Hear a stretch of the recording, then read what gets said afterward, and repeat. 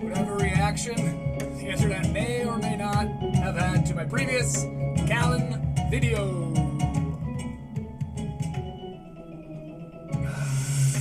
Get yourself some caffeine. We got a lot to get into today, mon friends, mon fiends.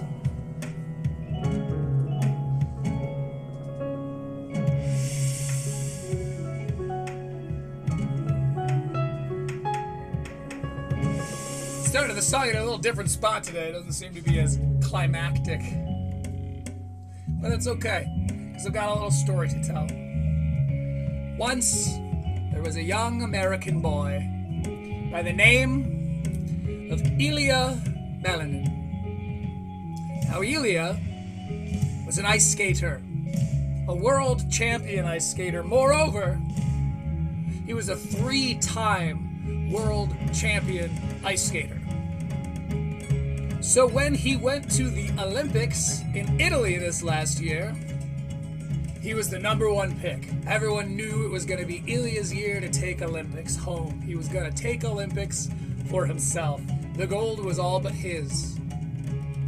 And yet, in a tragic twist, Ilya did not skate his best. Whether it was nerves or the soft ice of Italy, Ilya didn't even actually place, didn't come in first, second, nor third. He was heartbroken. He went on his TikTok. He reposted a bunch of sad videos saying stuff like, "Your boy's tired, ma." It hit him deep. He didn't take the loss very well. But to follow the Olympics was the World Championship. Tensions were high after his Olympic loss. And sure enough, at long last, Ilya skated his best, and he was able to take home the gold. Woo! World Championships! We have our world champion again. Well, guess what, motherfuckers? You motherfuckers! I got to go see Stars on Ice recently. Alyssa Liu. Ever heard of her? She did take the Olympic gold medal. USA, USA, USA. Not only Alyssa Liu, Amber Glenn, Torgachev, don't know his first name, but I think he's from Florida. That's pretty cool. And none other than Ilya Melanin. And what did I get while I was there? That's a signed backflip. Let me get a picture of me. Oh, here's a good one. Oh. That's right, that's Ilya Melanin. Look at him. They literally legalized the backflip in ice skating for this guy. Ice skating, turns out ice skating fucking rules. None more so than the great quad god, Ilya Melanin. Hail the quad god. That's the only religion I like hearing people talk about into a microphone. The quad god is my only god. I thought I'd give you guys a little bit of what have I been up to, you know? I've been having a great fucking time. Going to see Stars on Ice. That was a dream come true. Truly amazing. Yes, I only got into ice skating during this last Olympic cycle, but to that point, I got into it because of the epic journey of the great quad god, Ilya Melanin. Critical Leaks, it's gonna be a good one today. We're gonna have fun. We're having fun already. So, let me think here. So, the Brian Callen thing, it was pretty dark. We got into some pretty dark subject matter.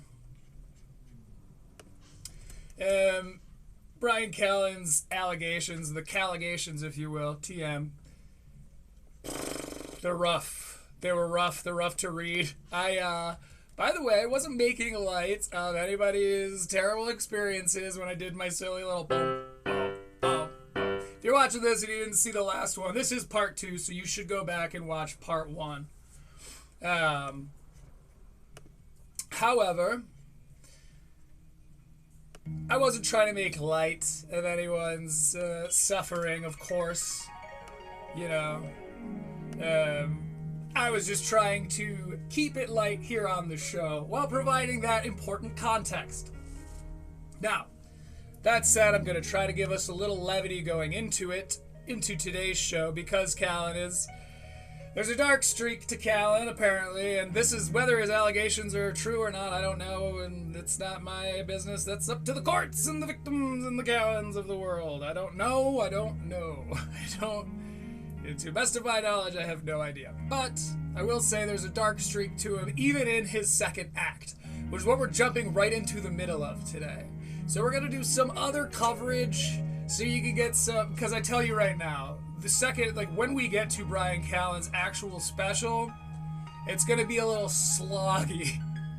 I don't blame you if you don't want to watch it.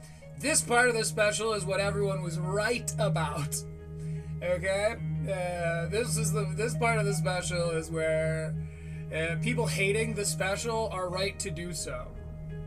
So before we get to that, I'm going to list off a few names that you cannot name your baby in Australia. Now this is in honor of the free speech guru known as James Donald Forbes McCann. Because there are some things you McCann say and some things you McCan't.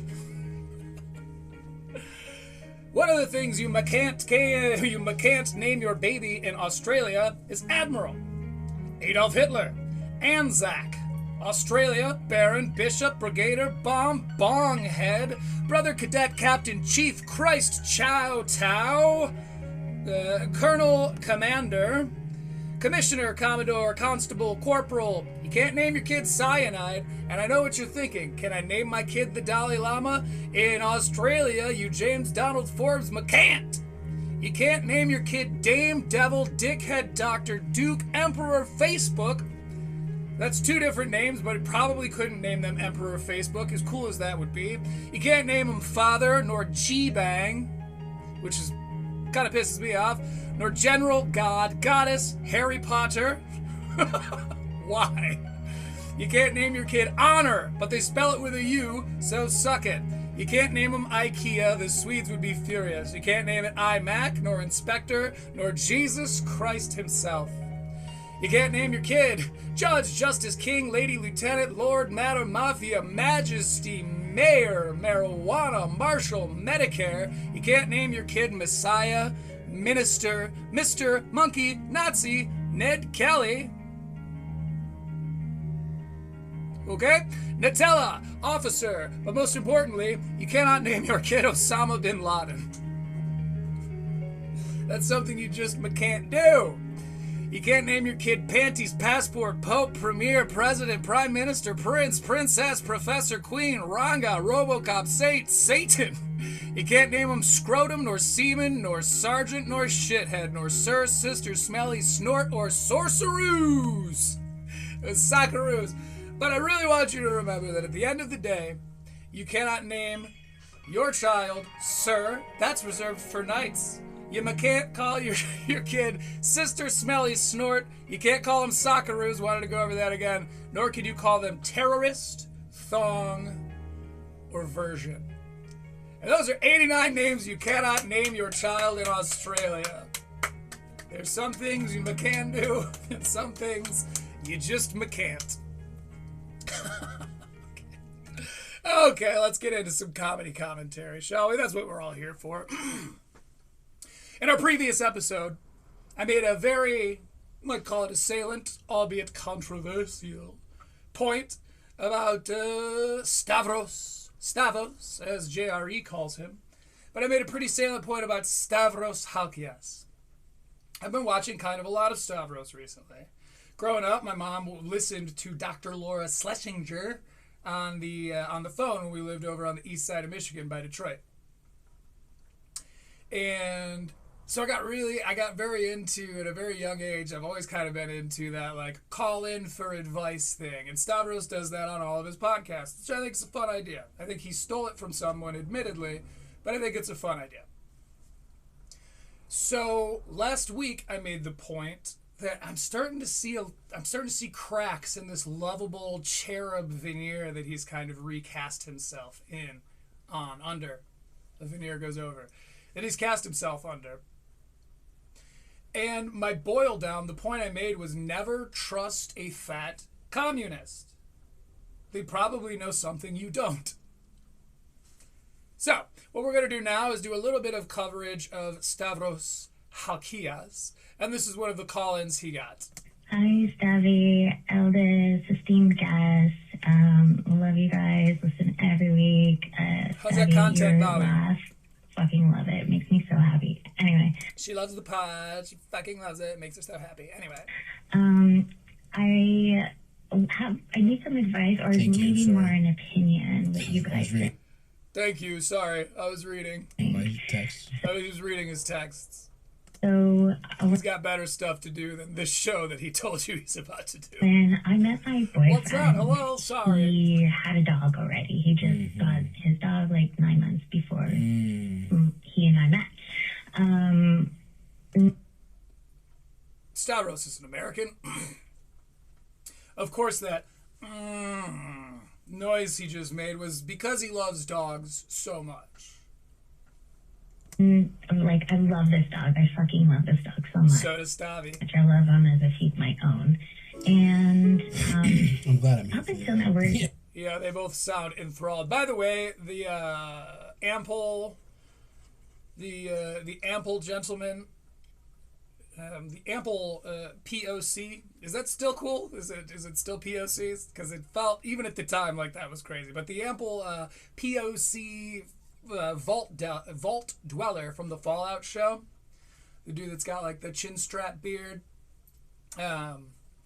he's the guest on Stavi. And Stavros gets some like Hollywood ass guests on his podcast. I've seen a couple of people where I'm like, I'll see him on Stavros first, and then I'll be watching my streaming services, be like, holy shit, is that Gianmarco Zarese? We've been together for 9 years, and he's never asked me to pay So she's saying I've been dating this dude for 9 years, but he had a dog before we met. or to help pay. He's never asked me to help pay for anything. Pay for his vet bills. Now, I do a lot for this dog. Like I said, I love him so much. And it's so strange that for the first time in 9 years, or this is the first time he's asking me when I've just started grad school. So obviously, like, I'm not working that much. I'm not bringing in a lot of revenue. And also I have my own kid. Oh yeah, that old thing. Okay, that is relevant. I have to pay for whatever, clothes, school trips, whatever he needs, right? Yeah, we know. And I never asked my partner to help me pay or to pay at all. So when he asked me to chip in, I said I can't really commit to that right now because I am in school and I've got my kid. Like, I've got to, like, I'm on this budget. And besides which, he makes 3 times more than I do. Oh, shit. Long setup, but hear me out. So she's got a kid. You've heard this. Her boyfriend asked to help pay for the dog that's not hers. She loves the dog. She does a lot for the dog, but it's not her dog. What the fuck? Salary-wise. I mean, she's got a kid. She's going to grad school. He makes 3 times as much as she does. And that's all kind of all we need to know. Is there more, Eldest? he doesn't. I don't know if he really needs that help. He just kind of wants it. It's a dickhead. Like, what do you think? If I could, I would contribute. But this is a hard time right now Alright, we got it. for me. Yeah, I mean, this is really glad I'm here for this. Yeah, please, like, do you have something? No, I want to hear your. I know. We've discussed our opinions on dogs. Of course, yes. Their opinions on dogs. There's only one opinion on dogs, and that is good boys. Dogs is good boys. Come here, we got a dog. We got a special guest today. Oh, hi! How do people feel about dogs? That's true. I'm a puppeteer now. Sensibilities regarding dogs. I really do not So let's respect hear dogs. what Whoa. Whoa. I want to hear you. Yeah, I mean, I'm this is really fu- glad I'm here for this. Yeah, please, Zach, do you have something? No, I want to You're hear stoked, your. aren't you? I know we've discussed our opinions on Of dogs. course, yes, that's true. You have your immigrant sensibilities I really regarding do, dogs. I really do not So let's respect hear dogs. what you have to say Rough, about this. motherfucker, Okay. rough fucking bark, fucking woof. You don't respect dogs. What does that even mean? I'm going to take myself out of this, right? This is not about me. We're talking about our... Okay, but why would you have to do that? This is a question about... It's got nothing to do. First of all, this is a crazy admission for him to come out and make. So he's going to take himself out of this because he feels so strongly that dogs are awesome that he doesn't want to, like, you know, he doesn't want his bias to affect his judgment and his advice. friend. If His this counsel. was me, I'd be like, I don't fuck. I mean, whatever. Look, I'll take myself out of this, right? For this woman, Boy, you're having a hard time. I don't blame you. I'd probably take some machinery of some kind. a couple... It's what we call a low blow. It's not okay to talk like that. things are interesting here. We're just kidding around, as these comedians are wont to do. She's dating... Don't say anything about anyone. Hopefully they're not offended that I implied that in order for Stavros to take himself out of a situation, it would require some heavy machinery. someone for... She said Hopefully. 9 years. 9 years. 9 years is a... Like, I guess my first question is, what's going on here? She's got a kid. They've been together 9 years.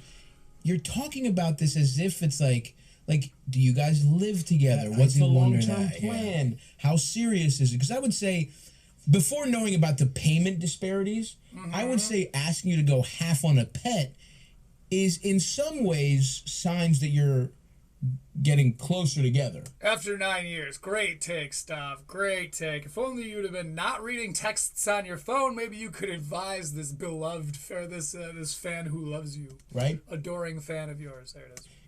In some ways, it's a sign that, like, oh, this is serious. We're essentially a married couple, or Right. we're working our way towards. Yeah. Like, our lives have just been intertwined objectively.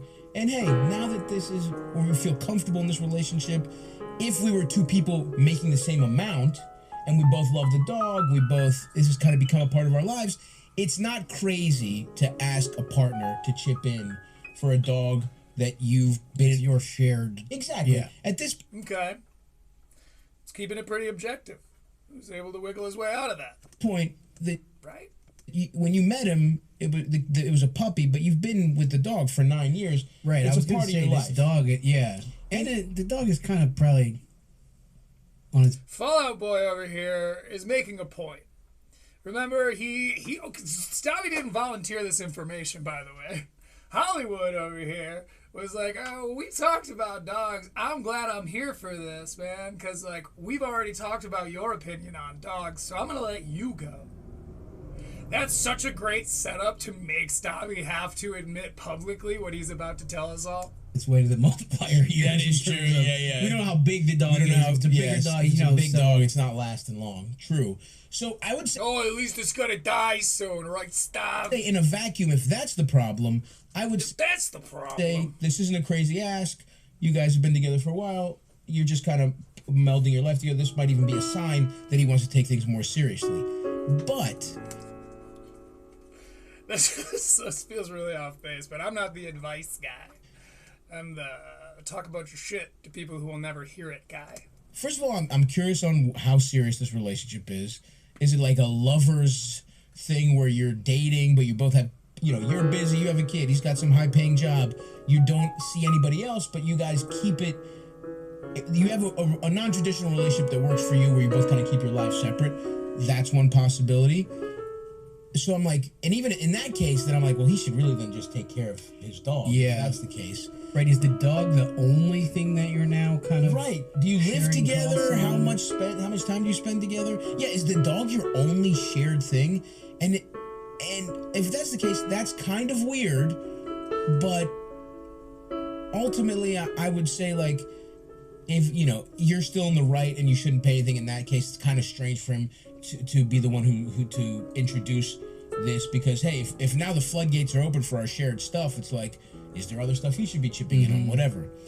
But now, the instructive part for me that actually overrides all this is he makes 3 times what she fucking makes. Yeah. That's fucking crazy. Oh, and you said, and also, all right, I have the kid. I have a kid, like, that was sort of late in the call. Totally. And but by the way, he's been. I guess that's another thing. He's been in this kid's life 9 years. 9 years. Like, that's my. Yeah. Predates the relationship. Right. That'd be awesome. That'd be awesome if she's got a 4-year-old by somebody else. And In the middle of the and this night, guy's, or maybe she just had a kid with somebody else, and he's like. And he's just the most passive aggressive guy. He's like, pay for half of the dog food. He's mad she cheated on him at a kid. But won't bring that up at all. I was like, I need money for kibble, bitch. That would be really funny. But presumably that's not the case. No, I doubt it. So, I like that guy, though. that guy would be awesome. Like, buy fucking milk bones or whatever. Put them on the counter. Okay. So, I guess He's gonna get to it. You need the whole thing to set it up. that's I know that because I wrote that down when I posted this link on my show notes. like, that's my question. Watch the whole thing, I said. It's just like, this to me feels like a really good opportunity to take stock of your relationship, because what you're describing makes no sense to me. It is confusing. I have no handle on what the fuck is going on. How committed is We can talk. he to your fucking That tracks. kid? Like, we're talking about, yeah, you've been around his dog for 9 years. You've been around your fucking kid for 9 years. I mean, it is crazy to say, like, I know you need to use this money for your Right. kids' stuff. Of course. Yeah, Johnny Can I needs have braces, it for but my dog? my dog's coat isn't looking as lustrous as Yeah. usual. Yeah. I'd love to get my dog red light therapy. Could your kid not get new glasses this fucking year? So anyway, that's my big, like, okay. If we're just gonna do the facts of the case, 3 times as much, it's crazy for him to ask you that. Then my spidey senses are like, why is he asking you that?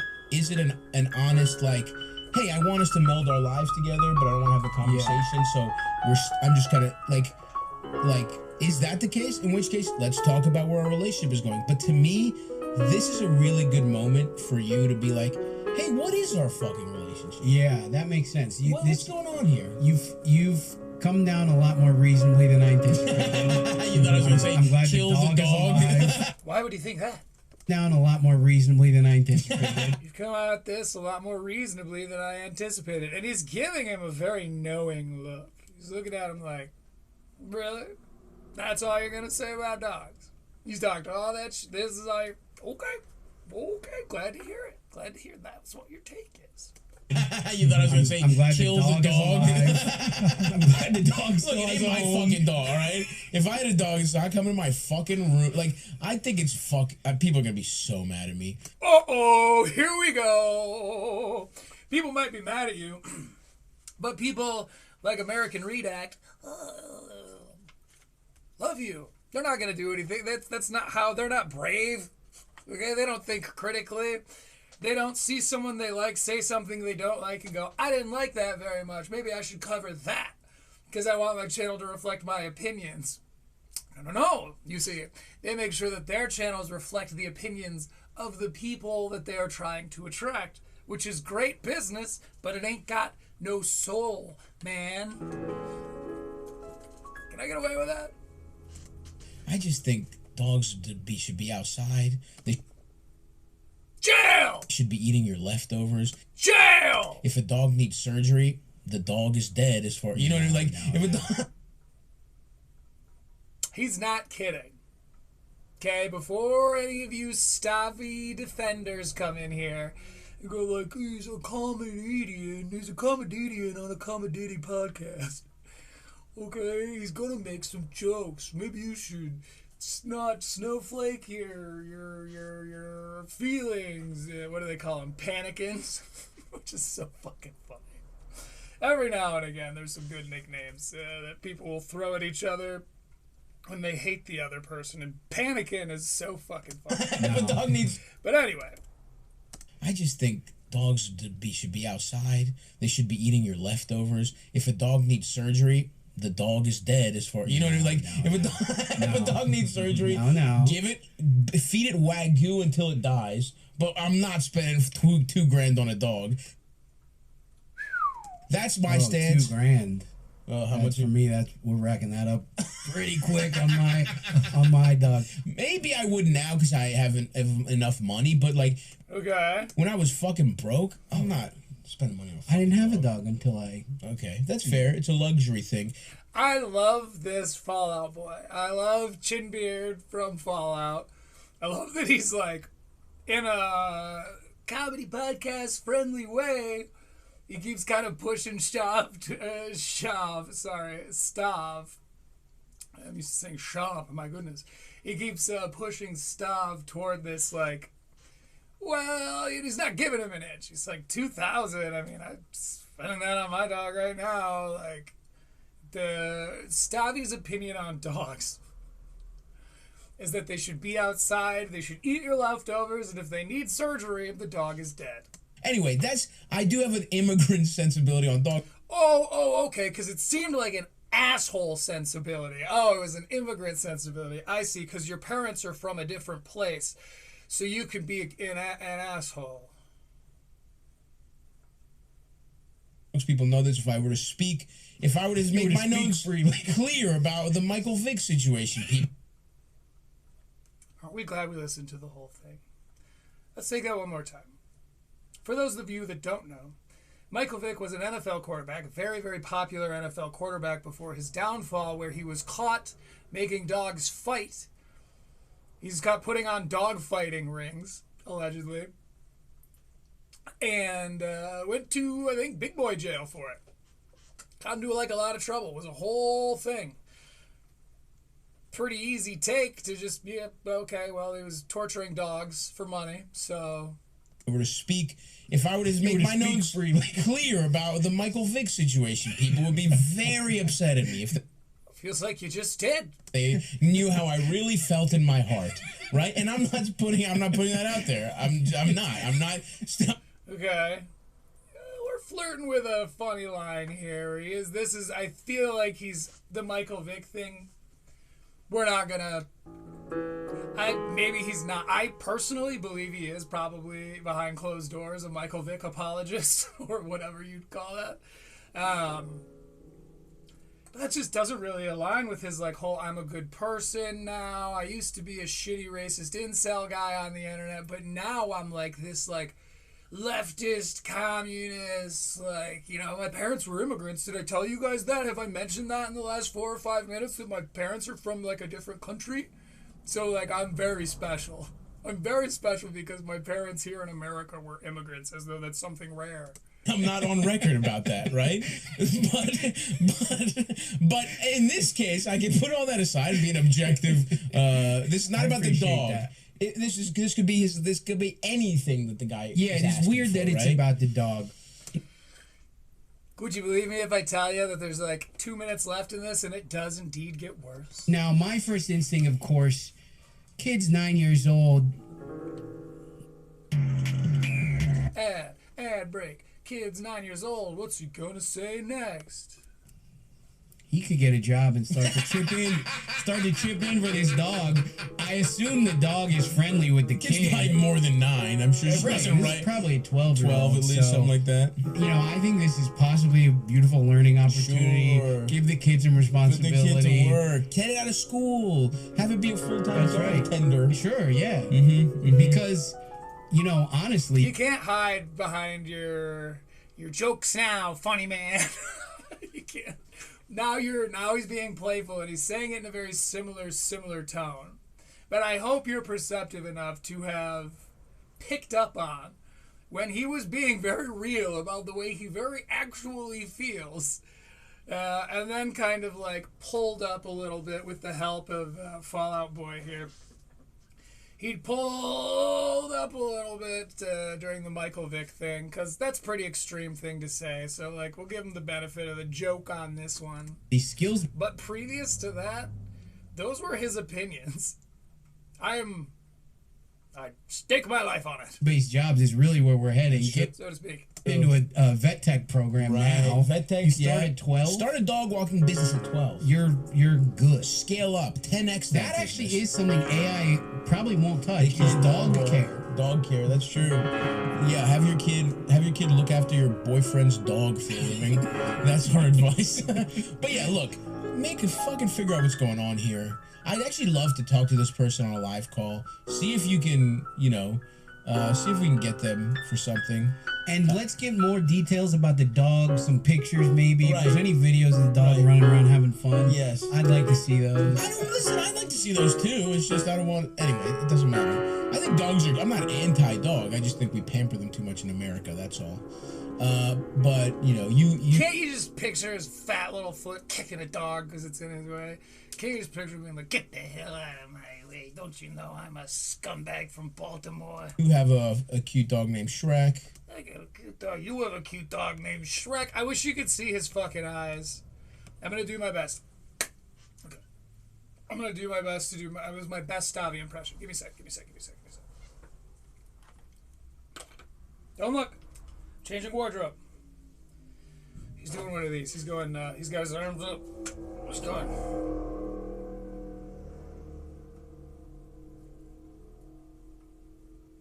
Now he's got his mouth open. He's going.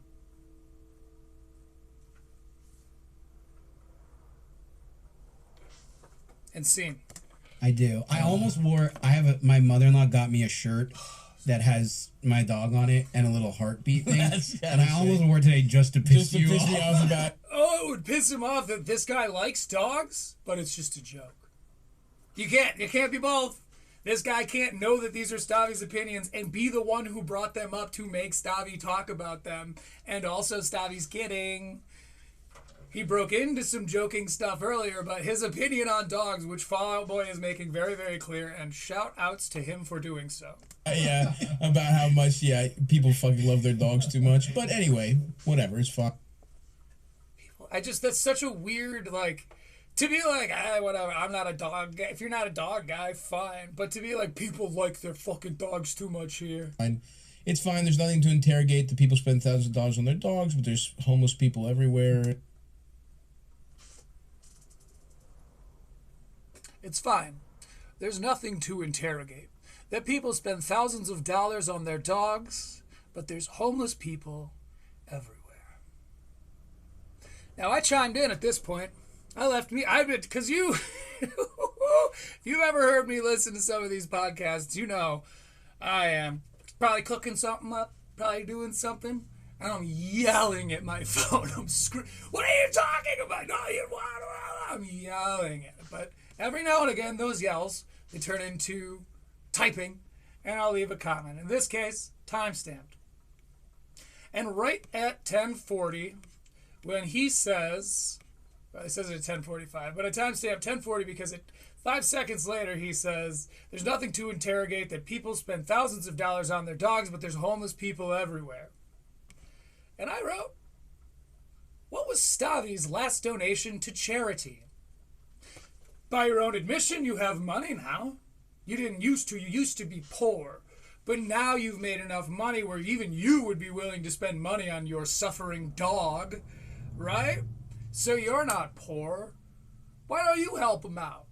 You're judging how these middle-class people are spending their money on their beloved family pets, all the while a fat leftist millionaire. You can't say ample. Ample, this guy from Fallout is ample. Stavi is beyond that, and it's something that he's been struggling with for a very long time. Let's picture we are in a communist world. You think Stavi is gonna shed the weight? You think Stavi is gonna be out there working the fields with the rest of us, out there with our whatever mandatory jobs or whatever the fuck? Hell no. Hell no. He's an absolute hypocrite. He's pretty funny. I'll give him that. This will be an insult sandwich. He's an absolute hypocrite. He's pretty funny, and I have absolutely no idea how you feel like you can trust him. Tell me in the comments why you like Stavi. And with that, we're going to go ahead and we're going to move on. What are we moving on to, you're asking yourself, assuredly. First of all, let's hear it for Stav. The mask is starting to slip. Burnout is causing that adhesive to melt. And we're seeing that raw, ugly face that you've always tried to hide, aren't we? Aren't we? Or, I'm reaching. And speaking of reaching, American Read Act is up next. The Reach Master himself. So, we'll start it off with just a funny quote. Because I was, in doing this Brian Callen coverage, I've quoted several times, I've said, people like American Read Act and Podcast Cringe think that it's as bad as Gringo Poppy. And I know I heard one of them say that at some point. One or both. I still stand the or. One or both of them. Maybe just one of them. So anyway, I'm like, I should have some proof. You know, I might as well, like, set him up to knock him down, you know, right? So I'm going over some of Read Act's recent work. You know, oh, hi, Brian Callen. And I heard Read Act say we're gonna do a catching up with Read Act. We're gonna check out his most recent video as of this recording, and this is, of course, Monday, the May 4th. Oh, no shit! Kamehameha! May the 4th be with you. So, anyway, this is just gonna be a little bite from Read Act, and then after that, we're gonna get into a full video. But listen to something Read Act says, and picture. Okay, I want you to do a little thought experiment with me. As Read Act is talking, close your eyes and picture the person it's coming from. I'm not going to tell you what kind of dude you should be picturing. And then at the end, we'll all gather up and we'll talk about who it was that we pictured when we hear American Read Act's voice. And then the rest being from people who actually hate their guts. The Fighter and the Kid subreddit. So fortunate. See, I've talked about that here. Fighter and the Kid subreddit. Very scary. Even Jules is afraid of the Fighter and the Kid subreddit. What they're saying here really won't influence anyone but a handful of hillbillies in the South who... I'm influenced. We're already... I'm a big shop guy now. What is it? All pedal. All gas, no brakes. That cannot be it. Past the point of no return. Also, I find it absolutely... So wait, is that me? Am I past the point of no return by American Read Act standards? Returning to what, by the way? In the South, who were already past the point of no return. They don't even like Stavy. Also, I find it absolutely hilarious and ironic. Are you picturing him? Keep developing that picture. What sort of frame does he have? What sort of, you know what I'm saying? I'm not going to paint any pictures for you, but picture all of it, not just the face. How these guys say that the left is full of physically out of shape, ugly people. I mean, they both really don't How these guys say that the left is full of physically out of shape, ugly people. I mean, they both really... Read Act seems to have taken that pretty personally. Of course, you could argue the fact that I'm covering him taking it personally means I took what he said in response to taking it personally. But let's not think that far down into that rabbit hole, shall we? Don't have any room to speak when it comes to physical appearance. Brendan Schaub, UFC fighter and ex-football player Brendan Schaub, and Brian Callen, 61, does do jiu-jitsu, have no room to speak when it comes to their physical appearance. Now, time for the reveal. When you pictured American Read Act, when you heard his voice, what did you see? Was it someone that could frame mog Brendan Schaub? Was it someone who, when they're 61, will likely be able to do the stuff like rapes that Callen allegedly has done? Are you going to be an R-word shape Read Act? My point is, it is hilarious to hear somebody with the voice of Read Act. Maybe he's jacked. Maybe he's gonna someday we'll have some kind of face reveal from Read Act, and I will eat my words.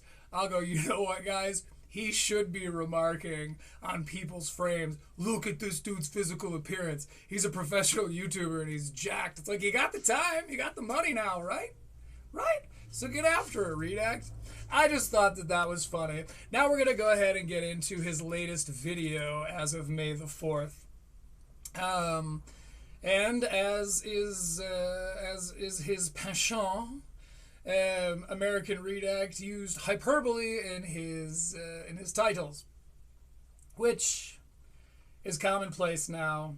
When I was first like figuring stuff out on the internet in the last like 4 or 5 years, because I am new, I'm sort of a time traveler. I wasn't on the internet at all until pandemia, and then way later. Like I'm talking probably, I think 2022 was when my first like podcast with my friends, our little, you know, a TTRPG podcast.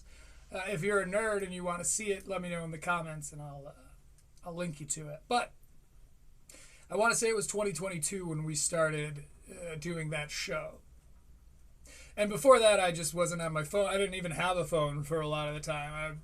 That's why all of this is like so fascinating to me. All these characters who are like well established in these different genres. For me, a fictionist, I'm like, whoa. That's why I was blown away by like the Rogan sphere. Because when I came to it like 2 years back, it was ramping up big, man. It was crazy. And then there was Bar, and then the fucking election where they were affecting the world we live in now has gotten to this place due to, in no small part, comedians on the internet, which is fucking crazy. So anyway, I've, in all of my studying, as I was starting to get into it, clickbait was still pretty taboo.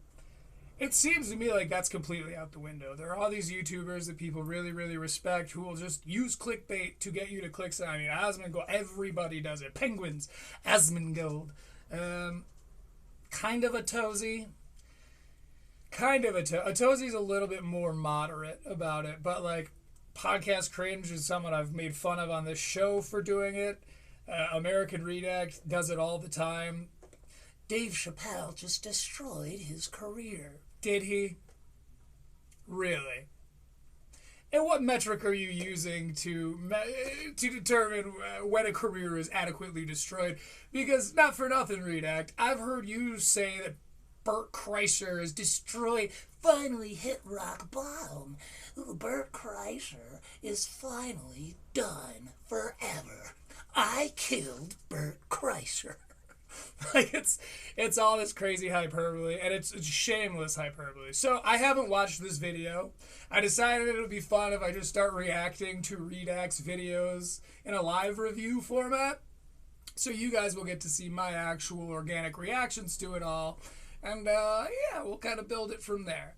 Because, he does a lot of work. Let's put it that. That's the nicest thing I could say. You told an audience in... So this opens up, cold open, right into an interview. We see a woman interviewing Dave Chappelle. You told an audience in Saudi Arabia last year it's easier to talk there. Everyone remember Riyadh? Really big deal. They called us all racist, and it got a bunch of people to go, oh, I mean, I'm not racist. What? No. Uh-uh. So for that, if Redact is still going after Chappelle for Riyadh, I will give him a golf clap. You heard it here, folks. In the U.S. right now. I'll do it. Is that true? Live. You feel that? It was for me that night. Why do you say that? Because the king said I could say whatever I want. Because the king said I can say whatever I want. All right, so nowadays, it seems like every time Dave Chappelle opens his mouth, he somehow manages to... Also, I shouldn't have to point this out. But Dave Chappelle's point about, like, it's easier to talk about... I can't do it, Dave Chappelle. It's easier to talk about, it's easier... Free speech, it's easier to say whatever you want here than it is in America. And she said, why is that? And he goes, because the king told me I could say whatever I want. Fine. You could still do that here. You're just afraid of backlash. Everyone lost track of that. The government's not telling you don't talk about trans people, Dave. You just don't like getting all this backlash, even though, to be fair, it kind of made him relevant again. Like, he's just been smoking cigarettes living in Ohio, which is like, cool, right on. You're like an underground, cool guy, right? But that doesn't, that doesn't leave you relevant. Isn't that the choice? Like, you can either be a hometown hero or like the big star, you know? Isn't that the like classic dichotomy? Anyway, it seems so very obvious, and it's such a cheap cop out, but people, they get caught up in that where they're like, yeah, you can't say anything anymore. It's like, you can, you're just afraid to. You just don't want to be told you're this, that, or the other thing. And sure, who wants to hear that? But also, like, you just stop trying to make it, everyone has to accept everything I say. Now, you can listen to 1,000 guests on Rogan talk about this, so I'll move on, but my God. To ruin his image even more so than before, because the man's become so grossly rich over the past couple decades that he's just completely fallen out of touch with reality now. Okay, but again, you can see why people accuse Reed Act of reaching. He uses these sweeping, absolute statements. And it's like, yeah, okay. I mean, a good solid absolute, like my title from today's video, which is about to come out in 8 minutes, but last week's video, you're wrong about blah, blah, blah, blah, blah. That is a little absolutist, intentionally, and it is a little clickbaity because I'm kind of trying, it's like me like picking a fight, I'm like, all right, like, you're wrong. Like, come at me, now you gotta watch the thing, right? I even used a big black and white picture of my face and my 5 head. I looked as villainous as I could because I want, you know, if nothing else, like, you gotta come hear me out, right? You hate it that much? You gotta come hear my points so you can counter them, right? Because everyone in the comment section always listens to the context behind the video before attacking the person who's made the video, right? Even me. And no one around him really keeps him in check because he surrounds himself with yes men who glaze him at every chance they get. So all of this has actually Donnell turned Dave into a super delusional, sensitive, and less funny version of his older self, who believes that he's always right no matter how much the world tells him that he's not. Like, it's been over 7 months since he performed at the Riyadh Comedy Festival in Saudi Arabia, and for whatever reason, this guy still can't shut up about the backlash that he received from going to this very day, which of course just makes everything worse for him, because instead of taking the easy route like Pete Davidson did, who simply admitted that he just did it for the money, Dave Chappelle, much like Bill Burr, reacted all butthurt about it, pulled the victim card, and has been doing mental acrobatics on the topic ever since. James is a man in love, but he's a man who's been burned by love before. So, yeah, I know we were talking about the Comedy Festival 2025. You did get a lot of fall. You did get a lot of, I don't know what your pushback or criticism. That's just criticism, among other people. yeah. Okay. The intelligence, U.S. intelligence did make it clear that they believe that the Saudis killed Jamal Khashoggi and the embassy in Turkey. And you knew that when you went, right? Oh, absolutely. Now, I should tell you. You had no qualms? I'm going to say that. They asked me to go years before that. And I said no for that very reason. Since that time, the United States government does business with the Saudis. Netflix does business with the Saudis. Everyone. The Saudis finance tons of movies. All these. I know. I see them financing boxing matches and all these things. And none of these things were an issue until I went there. Now, why is that? As soon as a black man... Oh, he said it! Woo! Yeah! He said it! Oh, my goodness. I didn't know if he was going to get there. I didn't know if he was going to... I just, like, you got to play the hits. If you're playing Madison Square Garden, you got to do Freebird. You got to do the hits, man. Woo! I got chills. That was amazing. Bravo, sir. Plantation. And why is that? As soon as a black man can make money off the plantation, they're trying to tell you that the money is dirty. Well, okay, I'll go home and spend the money with actual slave owners.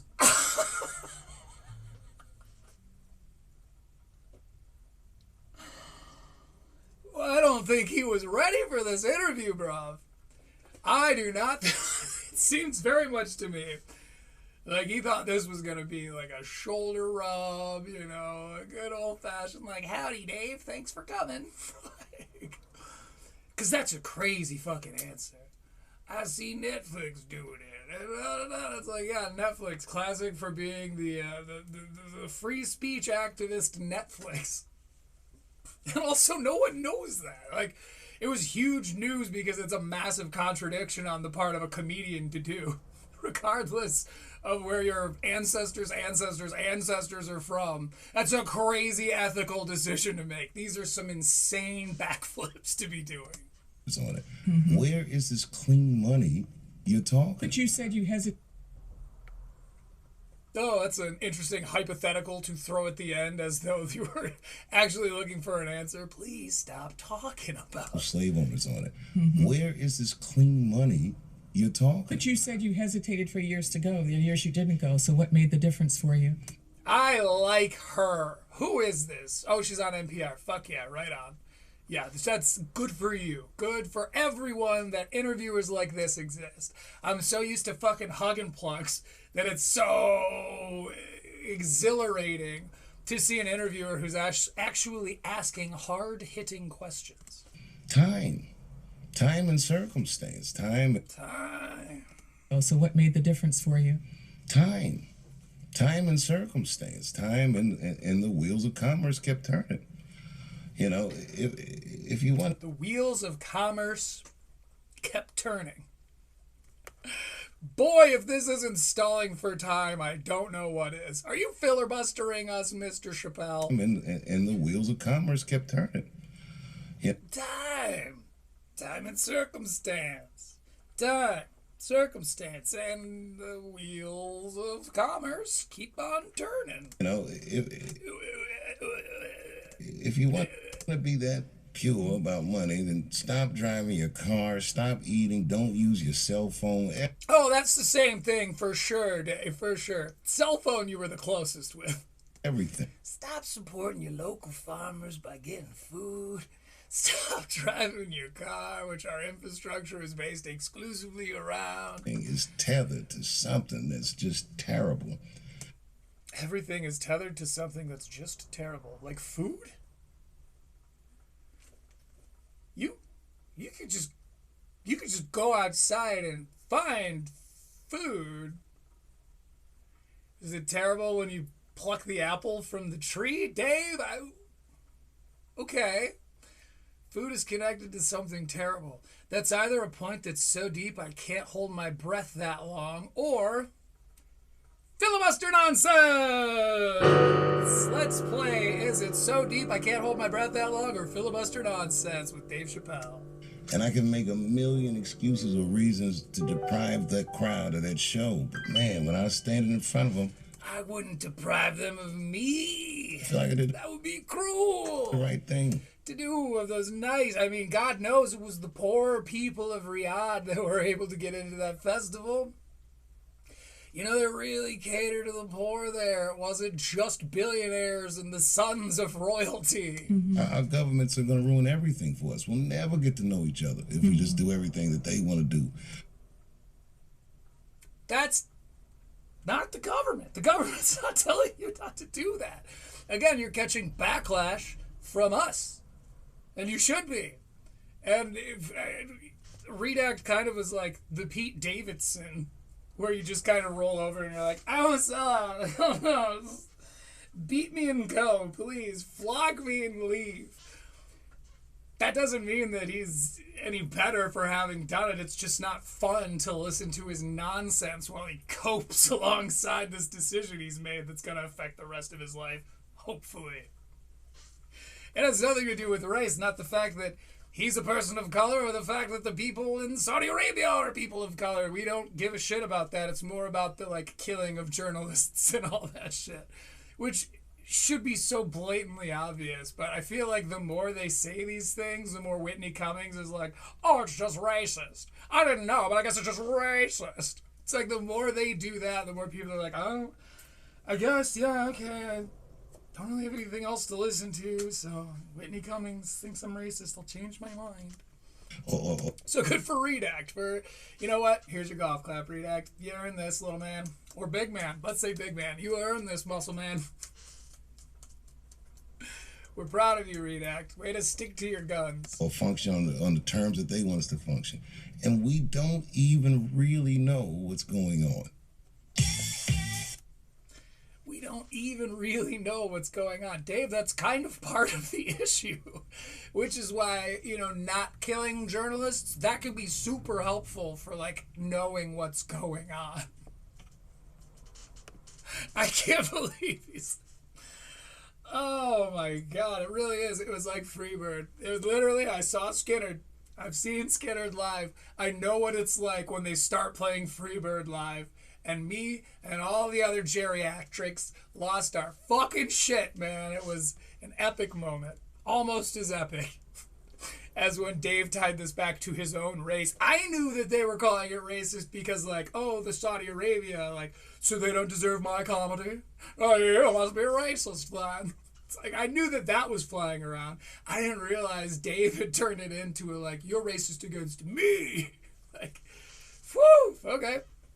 So according to... Oh, my big ones that I covered on here, I think were... Because I did a video about it. And I want to say... Oh, you know what? Mine was about Tim Dillon, because at the time... So I made my video about Tim Dillon going there, because he'd just gone on JRE, and Joe Rogan was, like, calling him out for it. And then I was covering that interview. But something he said on that interview got him fired from the festival. So I was going after Tim Dillon for getting out, excuse me, for accepting that deal. He ended up getting fired from that gig because he was talking shit. But I think Bill Burr is the person I've seen cover the most, maybe aside of Pete Davidson, which I don't think could be misconstrued as racist. I don't know with Pete Davidson, but I will say that it's not like Dave Chappelle feels more guilty to me.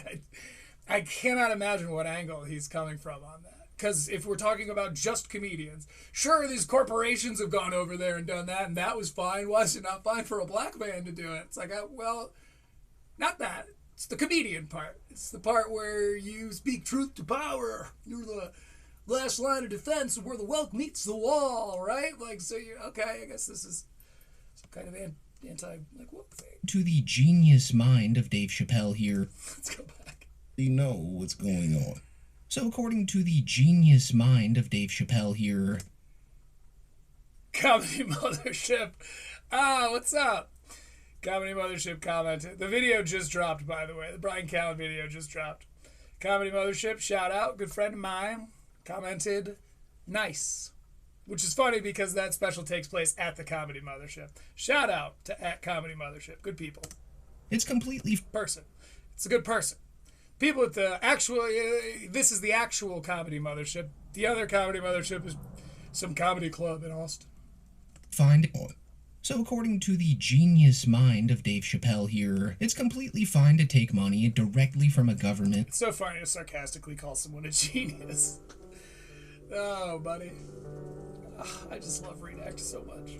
I'm so influenced by him. Kills journalists, imprisons comedians, and uses slave labor to build their cities just because a bunch of other corporations are unethical too. And he really said that as if it was this huge gotcha that would make all of his haters immediately confess that they were wrong this whole time. But the reason why people were so upset with comics like Dave Chappelle and Bill Burr for going there was because they've always been these free speech advocates. See, that's exactly what I was saying. Alright. You don't need to hear Redact attempt to make points I've already made while watching a Redact video. I think it's time to get down to business, my friends. I think it's time to get back to Brian Callen's False Gods.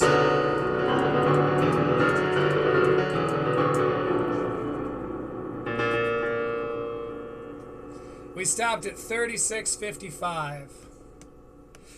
Now, we are continuing his scale. Excuse me, we're continuing his score on the EEK scale. If you're curious what the EEK scale is, I will probably do a short where I talk about the whole thing and explain it. I'm not going to explain it every single time because it takes 5 to 10 minutes.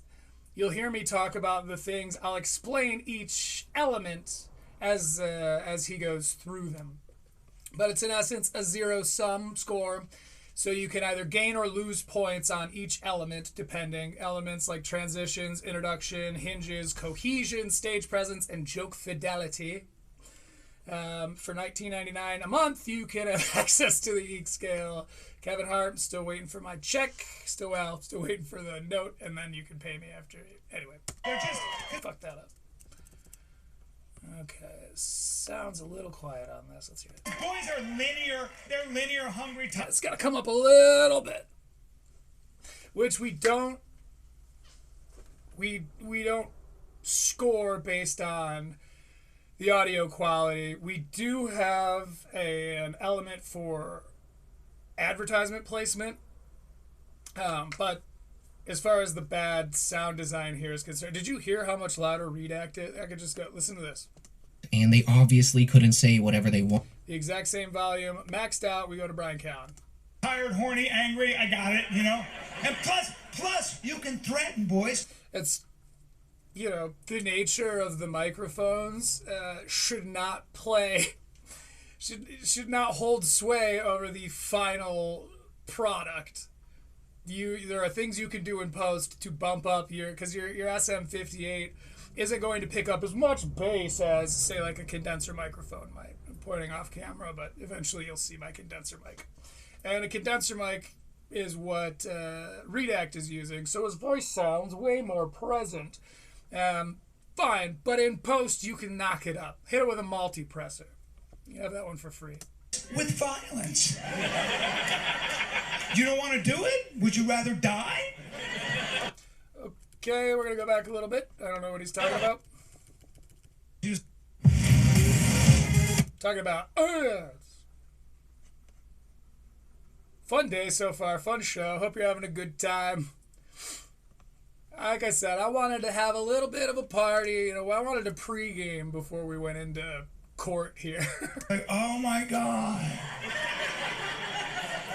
Ask a more general question, Dad. Oh, I don't know. So this joke he's telling right now is that his 16-year-old daughter seemingly hates him. He asked how was school the other day, and she went, "Oh my God, Dad, ask a more general question." Oh, how was school? Books, teachers. Okay. I'll go slam my dick in the door. I heard this last week. Weird. I don't know.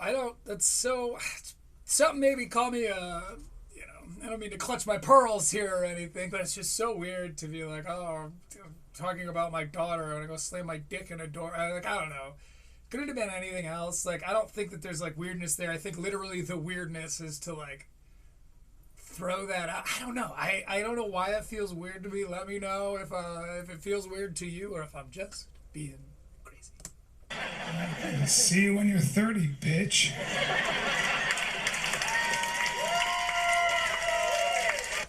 Also a bad look. Like, it is what it is, but like Chad Daniels did the same thing. He had a whole story about him and his daughter and called his daughter a bitch too. There's just something about it that just feels so. In Chad Daniels' defense, coming from Brian, it's particularly icky. It's like, dude, haven't you been quoted saying that women have a biological, like, stop. I don't know, this helps your haters paint the picture. This helps your haters, like, paint, or the people, your detractors, your people who will very legitimately hate you, whatever. I want to be clear, I am practicing Death of the Artist and judging this comedy special at its own, for its own merits, as though Brian Callen is not the guy who is 4 times accused of sexual allegations and misconduct and all that. It's a theory called Death of the Artist, and it's where we're very objective about the piece. I don't like Brian Callen. I have to say it. I'm being very clear. It's true. Okay. But, Brian, all they who hate you, all we who hate you, everyone that hates you, we hear you call your own daughter a bitch and go like, okay, well that's another check in the didn't he column. It's like, all right. That's actually really funny. The Diddy scale, where it's like when there's sexual allegations against someone, you apply it to the Diddy scale, Diddy or didn't he?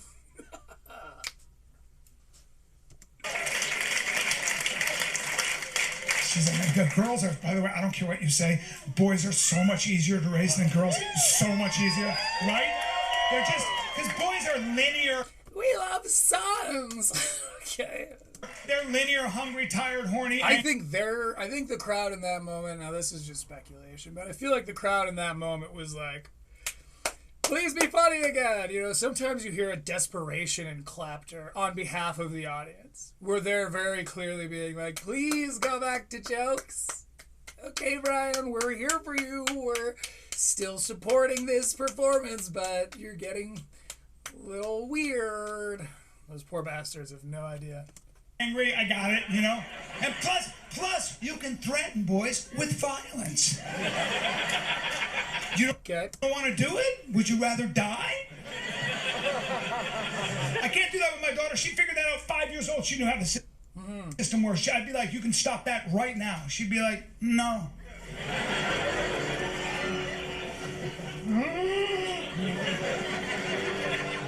My daughter's an intellectual, like for real. Like my daughter's been reading novels since she was 4 years old. 4 years old. She's watching Lord of the Rings at 11 years old. I go, that's a book. She goes, a book? That's 3 books. I was like, I know. She's like, you've read the trilogy? I was like, I have to take this fake phone call, you know? I can't, listen man, my daughter wants to be a scientist, okay, for real. She wants to be a molecular something, like, I don't know. I know I stopped, it was too much. I was like, I can't, like a molecular biological engineer, something crazy. Anyway, something that's the schooling is gonna cut into my retirement, and that's what I thought. Listen, the feminism is expensive. That's all I'm trying to say. God bless. God bless. I love that my daughter wants to be an independent scientist, but, you know, there's a part of me that's like, you have your mother's bone structure. Like, marry a multimillionaire. Right? Go hang out in a bar in Dallas. Get a guy. Somebody I can play golf with, you know? But no, she wants to be a scientist. This is feminism. You guys won. God bless. You got a whole generation. So this is something we see around. Maybe not on a lot of specials, but Hassan kind of did it. It's Austin comics have a very bad reputation for leaning on the same concepts, which are contemporarily hack, right? Things that nowadays, you know, making, you know, trans jokes, making, you know, saying the F word, the F slur, saying the R slur. These are all Austinisms. All little things that people from Austin will usually hit. I've joked about it before, the Kill Tony bingo list, the Austinite bingo list. And it's interesting because previous to all of those things being super hacky, feminism jokes were super hacky. And it's funny because this is kind of like a throwback. This is throwback hack. This is throw hack. I like throwback hack. We'll stick with that.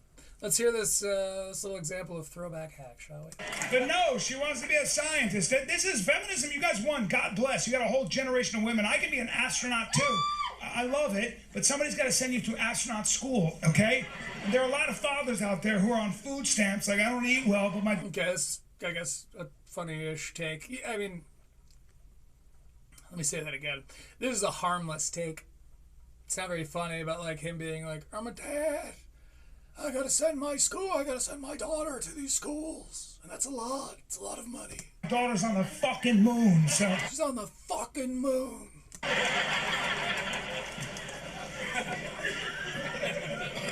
Luckily, I got a 13-year-old son, and school is not exactly his thing.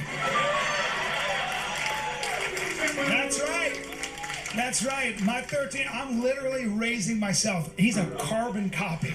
Carbon copy. Like, we are so, like, I'm so connected. It's unbelievable. That kid, like, he was put on the earth to punish me for my sins. Like, I'm raising meat. It is, that he moves the way I do. He's in his own world. He just moves around generally because he's thinking about something, so his body reacts. He's doing physical stuff again. His body relax, thinking about something, and his body reacts. Like, I wish that there was more of this physicality in Act 2. Because the problem, and I'm not saying it's a problem with the EEC scale, but I will say this, the EEC scale is designed obviously around like what I consider to be the ideal special. Now, I'm applying concepts from different media to land on what I think is what constitutes a quality special.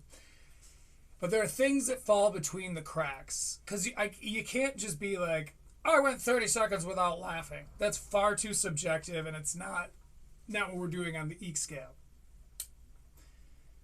But with long stretches like this, where it's like, man, this is just too sentimental for too long. Maybe, and we're going to try to refine this as we go, but maybe we can have like a sentimental time limit where it's like, all right, you've officially gone X amount of time. You are now at the point of like, you're now at the point of being too sentimental. You're starting to border on one-man show territory. Now, I don't know what that time limit would look like. Not a lot of comedians necessarily do it. But in my opinion, it's a flaw. I think that what we're seeing here is just, you stopped accelerating halfway up the hill. And now that engine's you gotta try even harder, just because you got no momentum on your way to this peak, you know? I don't know. I don't know. I want to punish him for the fact that this stuff is just heartfelt swill, but I can't think of any objective, objective element on which to deduct from his score. If you can think of something, let me know in the comments. We'll develop the EEC scale together. Exactly the same way, just generally climbing a rope in his head, playing a video game, just, it's the kind of energy dogs bark at. Like the dog is like, is he wounded? What the fuck is he doing?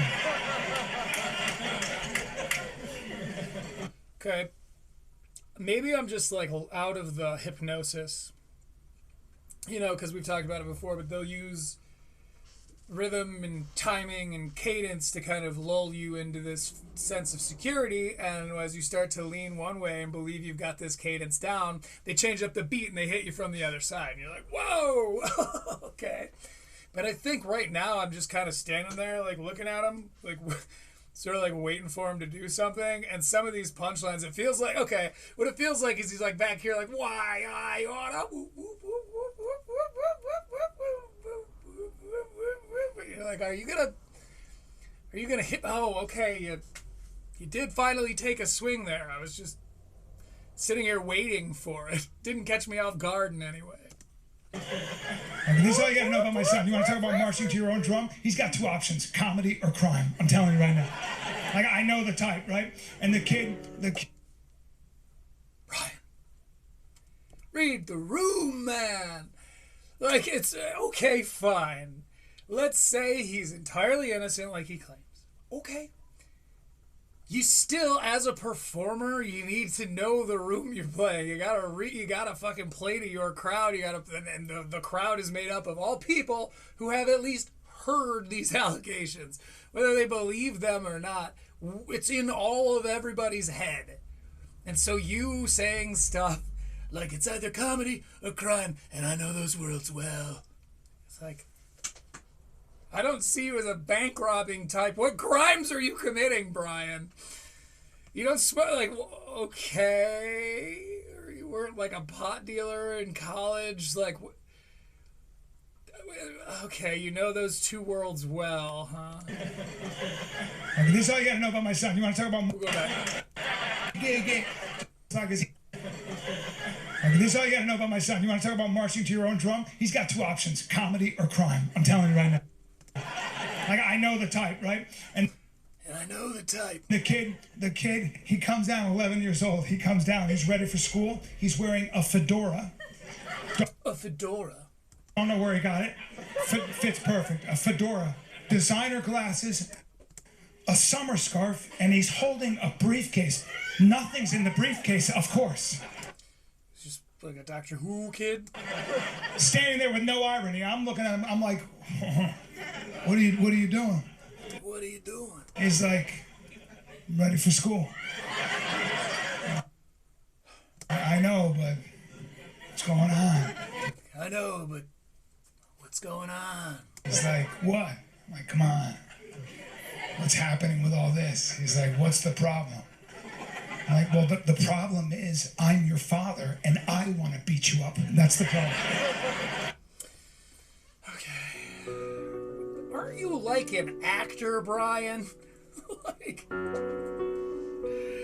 this is the funny, I guess this right here is the real, you know, where the character meets the actual person. I think that not only did Joe Rogan miss that joke when Brian was talking about, if you try to bully me, I'll show up at your house. Yeah, Joe Rogan was like, no, you won't, Brian. Like, you's a bitch. Like, what are you fucking talking about? That's not you. You're not that guy. And everyone is like, Joe, you never get jokes. Because it really was clearly a joke. But I think part of the reason, and yes, he does miss many of them, of course. The Harlan episode is a perfect example of that. He misses many jokes, but I think maybe one of the reasons it was so obvious to him, falsely obvious to him, that Brian was being serious is because there is a degree of that in him, and Joe knows him very well, and he resents that annoying part of him that's like, because I'm your father and I want to beat you up. It's like, oh, you were beating kids up in school, Brian. Were you like a theater kid? That doesn't tend to be the stereotype applied to people who were theater kids, my man. Like, I don't know. So I could for the first time, can a little bit see where Joe got confused there. Because he is this guy a little. Again, there's a grain of truth in all of comedy, right? Like, so that's really the Man-Dragon thing, is him making fun of how ridiculous his own thoughts are. Cool. But there is an off-putting element to that. I feel you. Redax, you may be onto something there. Oh, thank you. Don't start. And we're at an ad here. Can't blame him for, maybe it was, I'm not going to blame him for how poorly timed this ad was. And maybe it worked out with his special and it's just conflicting with the important show. Critical CTE.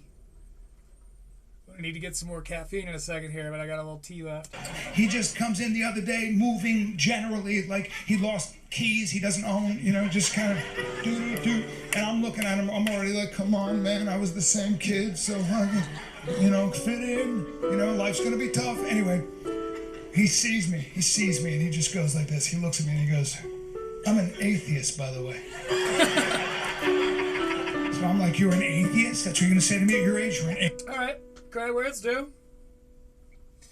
He did another Monopoly guy joke the right way. Where he's telling us how ridiculous this character is. Now, it's a Monopoly guy joke if they tell us this character is ridiculous. And so I'm going to make fun of all these ridiculous things about them. If that's all that goes into the joke, it's a Monopoly guy, and it's going to cost you X2 minus. But if they take the time to set the table, they introduce this character, they talk about him a little bit, they give us some backstory. I always use the example Beth Stelling's father. They tell you about the guy, they tell you he does kind of weird things, and he's like this, but like that's how he's always been. When I was a kid, we blah, blah, blah, blah, blah. So one time, he said to me, blah, blah, blah, this crazy, ridiculous thing. By the time you've gotten to telling us what he said that's crazy and ridiculous, we already we're willing to believe that. Because you've set up that character to be someone that says ridiculous things, so we're like, oh, of course he said that. Of course that's what his take was. That's how you beat a Monopoly guy. He did it well earlier. I don't think I gave him a point for it. I think it ended up being for delivery. I am going to put a point in the Monopoly Guys section because as far as joke fidelity is concerned, that shit was sound. Atheist? He goes, yes. Because that right there is the difference between why I didn't laugh at all the hat and the scarf and the blah, blah, blah. Because that was all character setup. That was all him introducing who the character is. So when this character says, by the way, I'm an atheist, it's like that made me laugh because I can see that kid that he set up. I can see that kid saying it. And that's very, very well done. Credit where it's due. It is surrounded on either side by 10 minutes of annoying swill. But that right there was well set up. So I'm like, you're an atheist? That's what you're going to say to me at your age? You're an atheist? He goes, yes, but I'm not taking questions at this time. Okay. For some reason, that pushed it a little far for me. That strained credulity. Yeah, got talked into sending him to private school, by the way. Private school, because he inherited my ADHD. Right? Okay. When you live in California and Santa Monica, that's... I'm shocked that he thinks it exists. Rogan lets you have ADHD? You just cram you full of alpha brain suppositories until you can pay attention. What you do, you send them to just small classes, just sign the dotted lines. God, the imagery there. And we're moving on. You know, it's so expensive. It's so... Yeah, you know what I had to do for my ADHD? Stand up in class. That was my medication. Yeah, just stand there, fidgeting around. Oh, thanks for the help. Yeah, that was me. Anyway, I pick him up from school the other day, this high-priced school, wearing a uniform. I go, how was school? He goes, whatever. I'm like... This better have a huge punch in this sentence that he's saying right now, or he is getting hit with a structural repetition demerit. Whatever? What do you mean, whatever? He goes, yes, what? I guess I'll go slam my dick in a door. Whatever, nothing I'm learning in that school bears any relevance to what I want to... Yeah, books, backpack, whatever. do in the real world, so whatever. Structural repetition demerit. You did this to yourself, bro. It's the second time he's done it in the... Damn, and that's an X2- too. He did it with the spices thing. Grabs an irresponsible amount of spices. And then he repeats that exact same structure about honey. He just did the same thing with his daughter and his son. What does it mean, reconnecting? Oh, I hope I didn't lose anything there. Well, hopefully this is all making sense. But he just lost, he just got a demerit for structural repetition. Because one time, earlier on, he said, one time I asked my daughter how was school, and she was like, annoyed that I asked her that, and she said nothing. And then he did the exact same thing with his son just a second ago. X2-. Those hurt. That's gonna really start adding up. And it should. I'm like, what do you want to do in the real world that you can't learn in that very expensive school without missing a beat? He goes, I want to roll cigars. It's an interest of mine. I gotta hit him with a Monopoly guy here. Because the joke right here is, how ridiculous is it that my blank-year-old son wants to roll cigars? It's an interest of mine. No, it isn't. And I didn't get you for the first time you strained my credulity, but leave my credulity alone, Brian. It can't take much more strain. And again, a Monopoly guy is another X2-. These... For all that he did right in the first half, the things he is doing wrong, they're hurting him. They're hurting him. Oh my God, what if this special comes out to have a lower score than Gringo Poppy? I'll be ruined!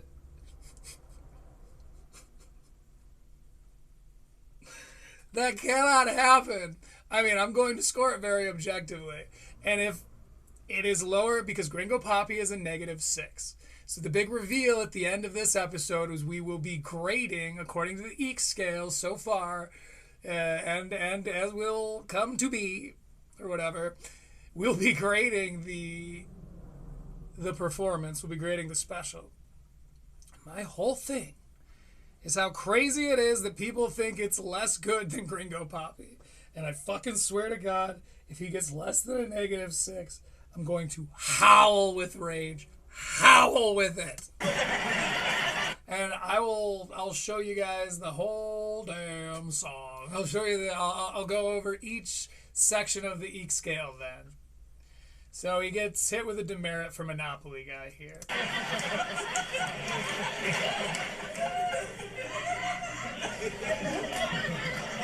You want to roll cigars? That's a real answer. You want to roll cigars? So they send you to Cuba so you can roll fucking cigars? And he's like, oh, I can't have dreams. You're the only one who can have dreams. I can't have dreams. Have a great day, Dad, because I know I won't. And he starts walking away from me on the street. Okay. I got in trouble because I was like, I'll run you over with my fucking car.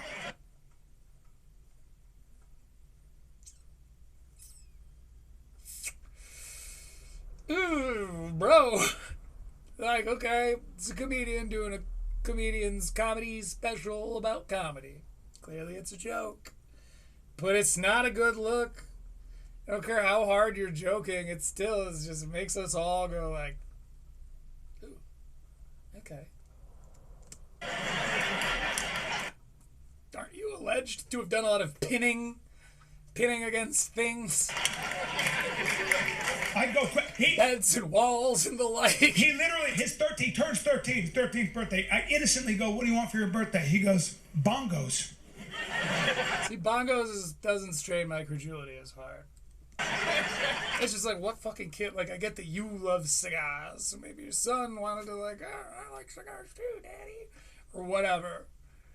But like, that's not the way you went with it. You went, my son's so stupid, he wants to roll cigars. My son's so crazy, he wants to roll cigars. He says it's an interest of his.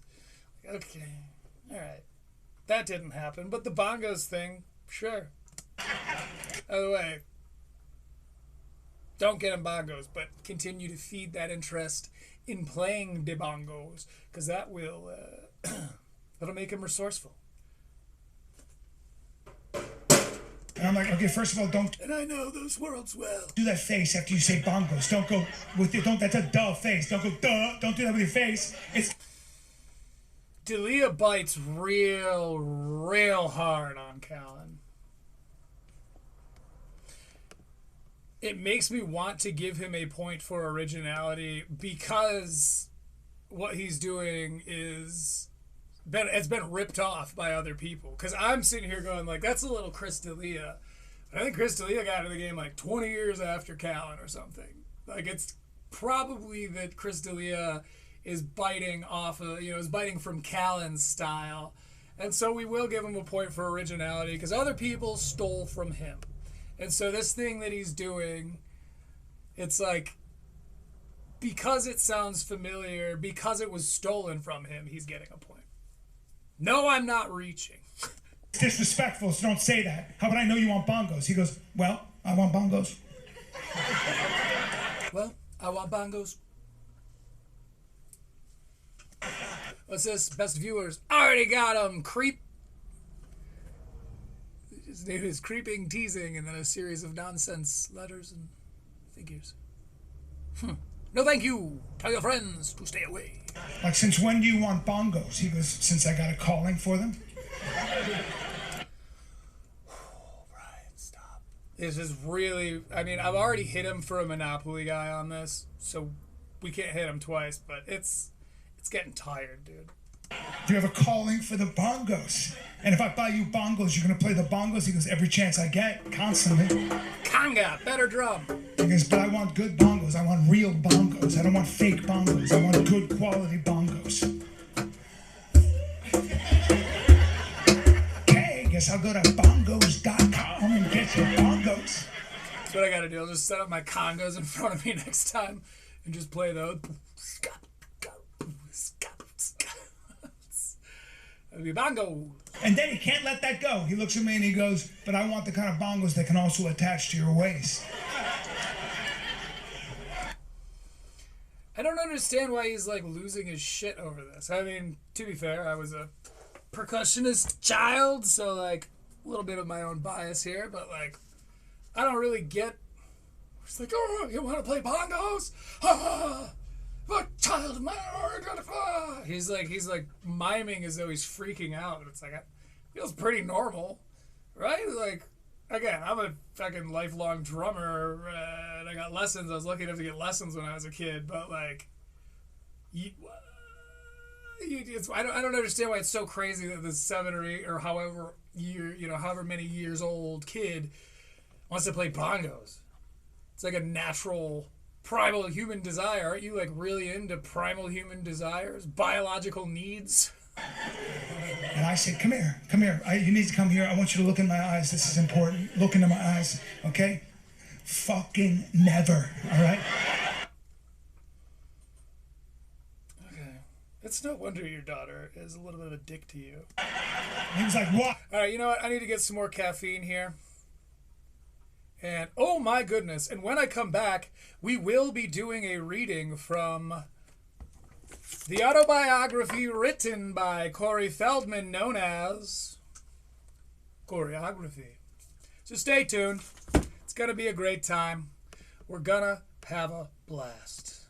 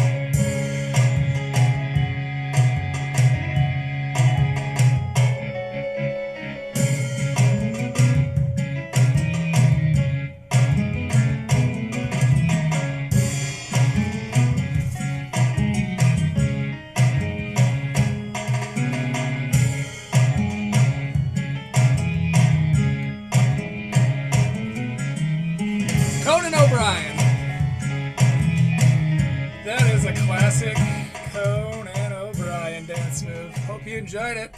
Making our way on back here. So we are trying to find... Oh, I see. Okay. This is where we went wrong here. We've been going on Bardcore playlists this whole time. Trying to get to fucking Blue Hop. It's not going to happen. Okay, here we go. Blue Hop. We did the thing. Okay.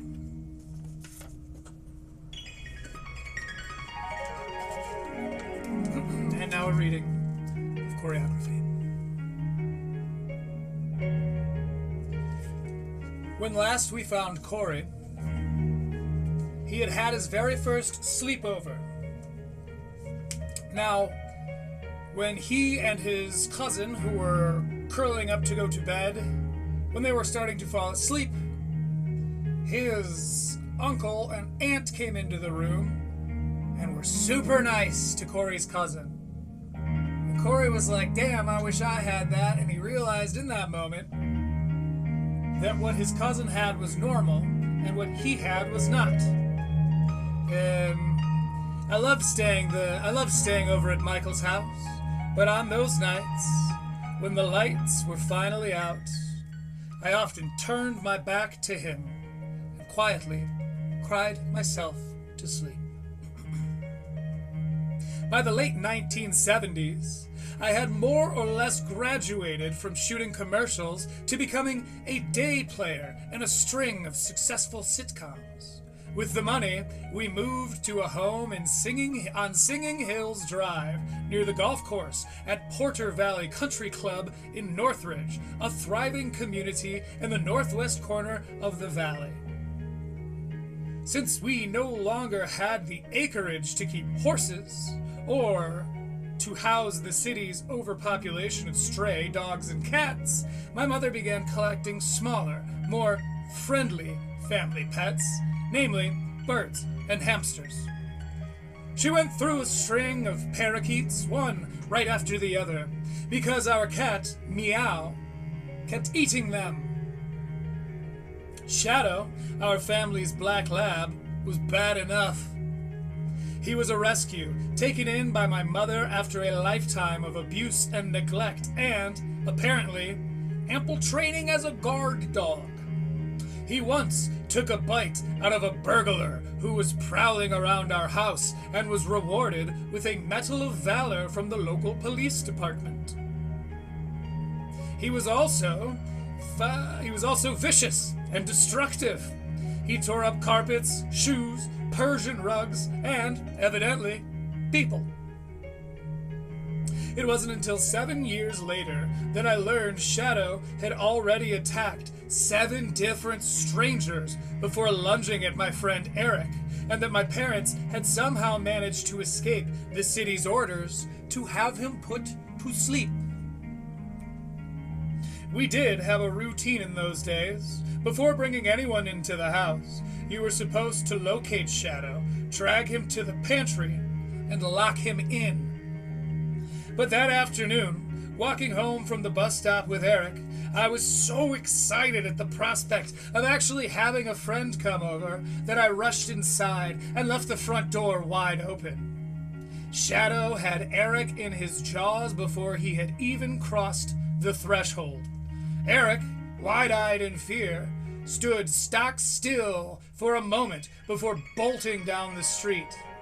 My father, who certainly would have heard the screaming, came flying down the stairs, took one look at the carnage, and smacked me so hard across the head that blood came shooting out of my nose, staining the front of my shirt.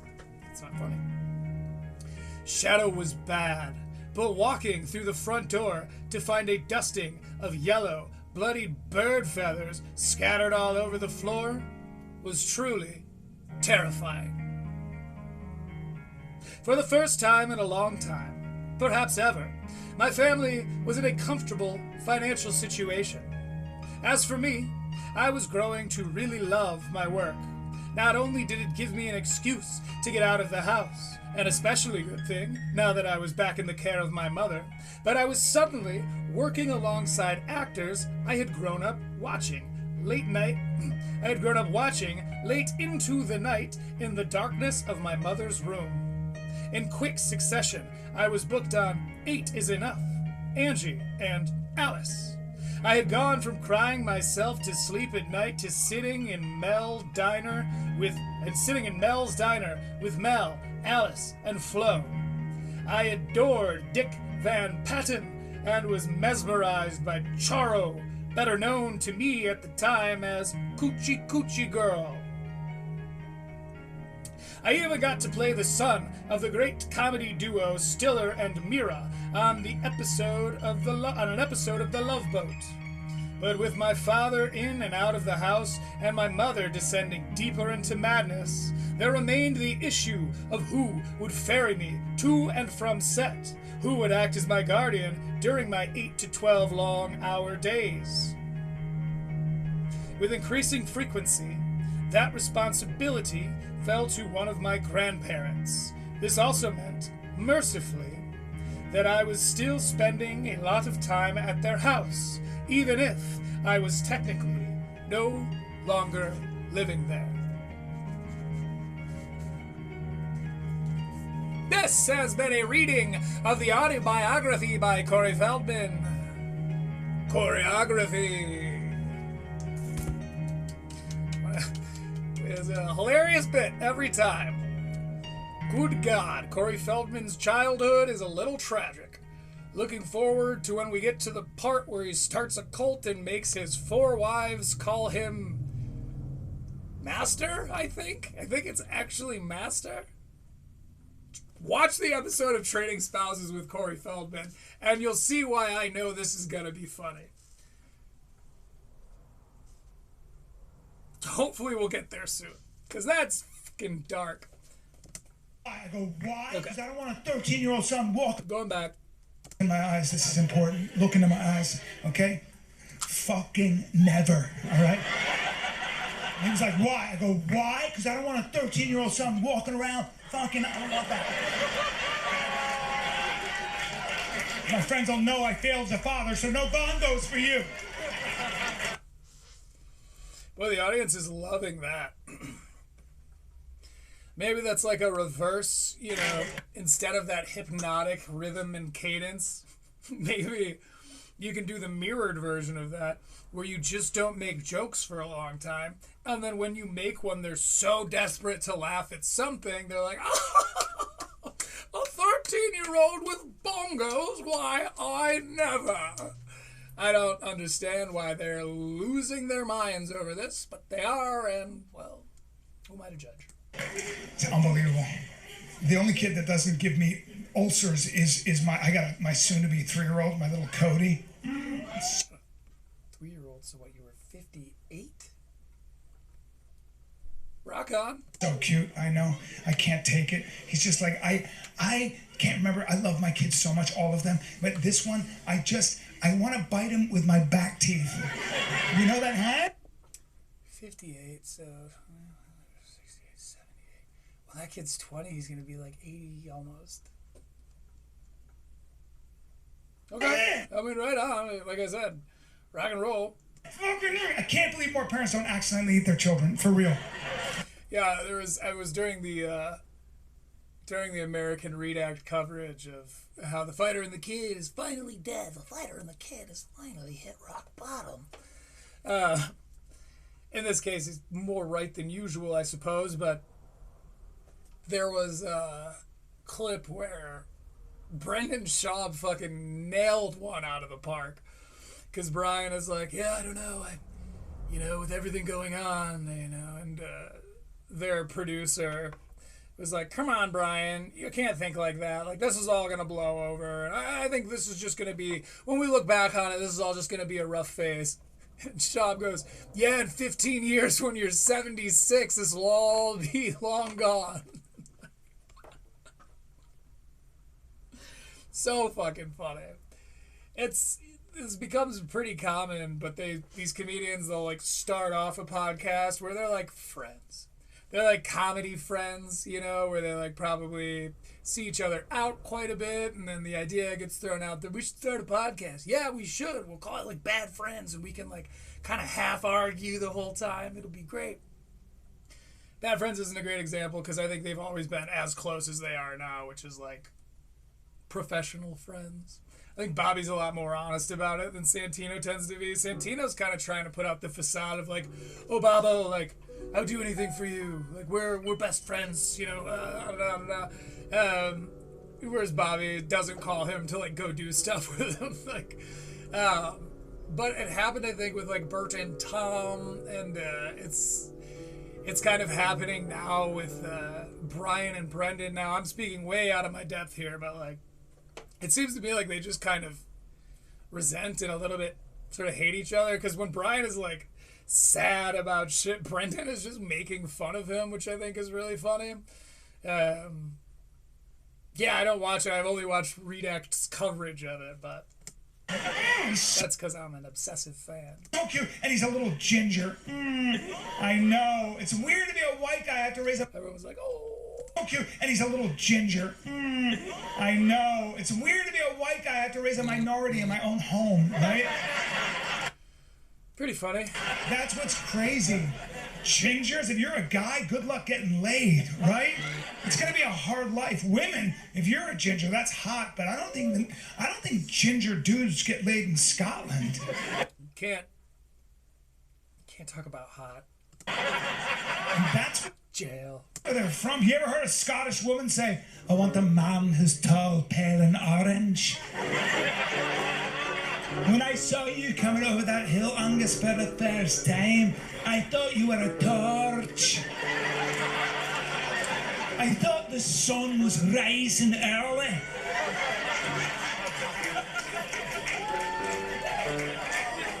You burn a bush.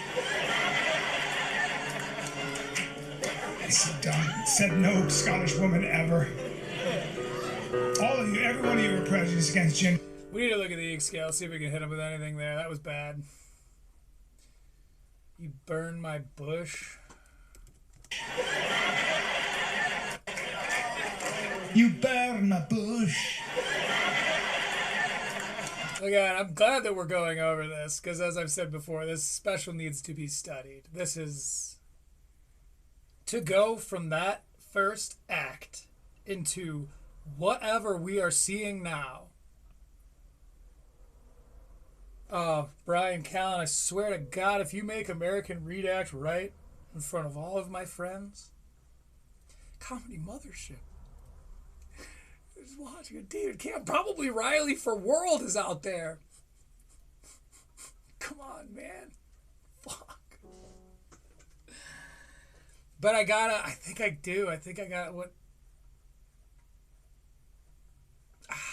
gotta hit him with bad wordplay there. You burn my bush is just not, because it wasn't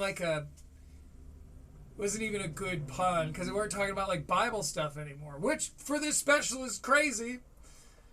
Excuse me, I feel like there would have been 1,000 chances for you to like be able to adequately and justifiably refer to this burning bush thing, but you're off of Bible stuff. Thank fuck.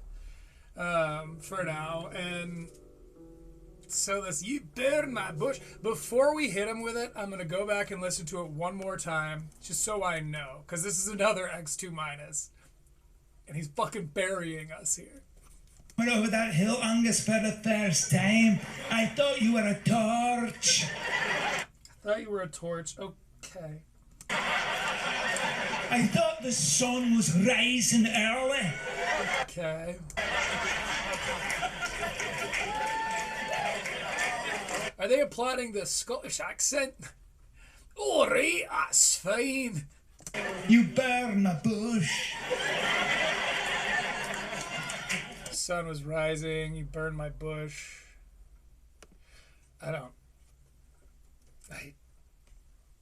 You hate to see it, but oof.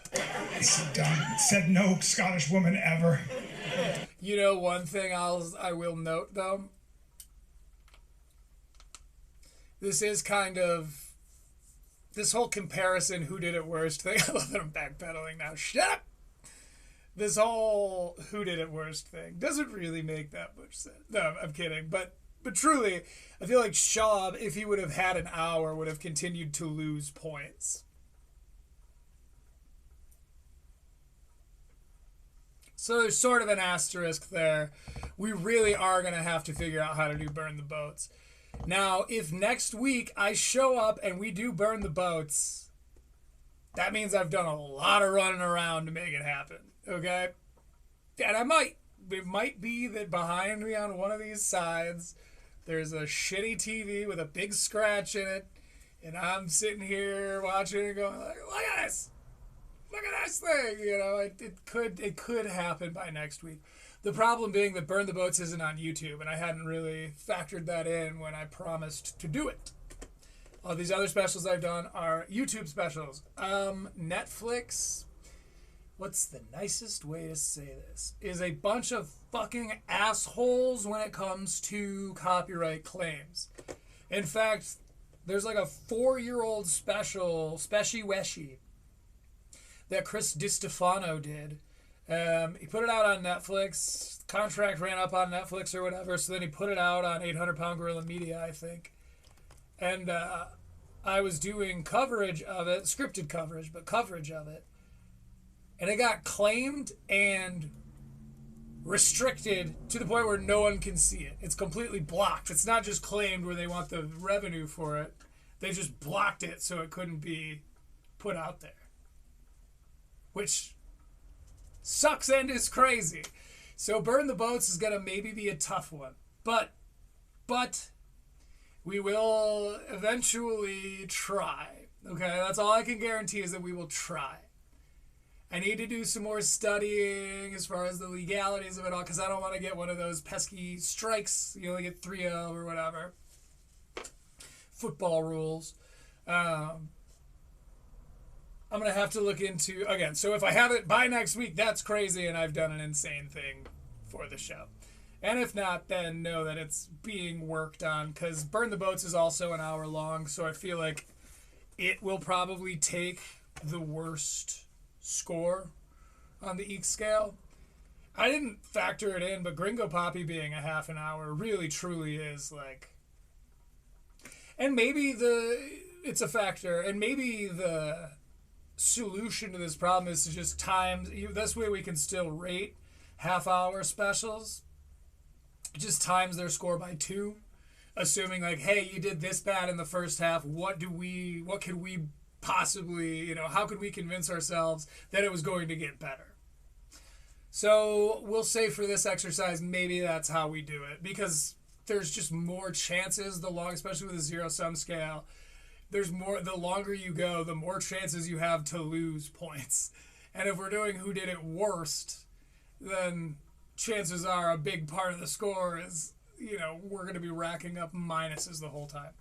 So I'll say that I think satisfies, and if you have any qualms, let me know. But I think that Gringo Poppy could be a -12, because we're going to assume that the other half an hour that was never written would be as bad as the one that got put out.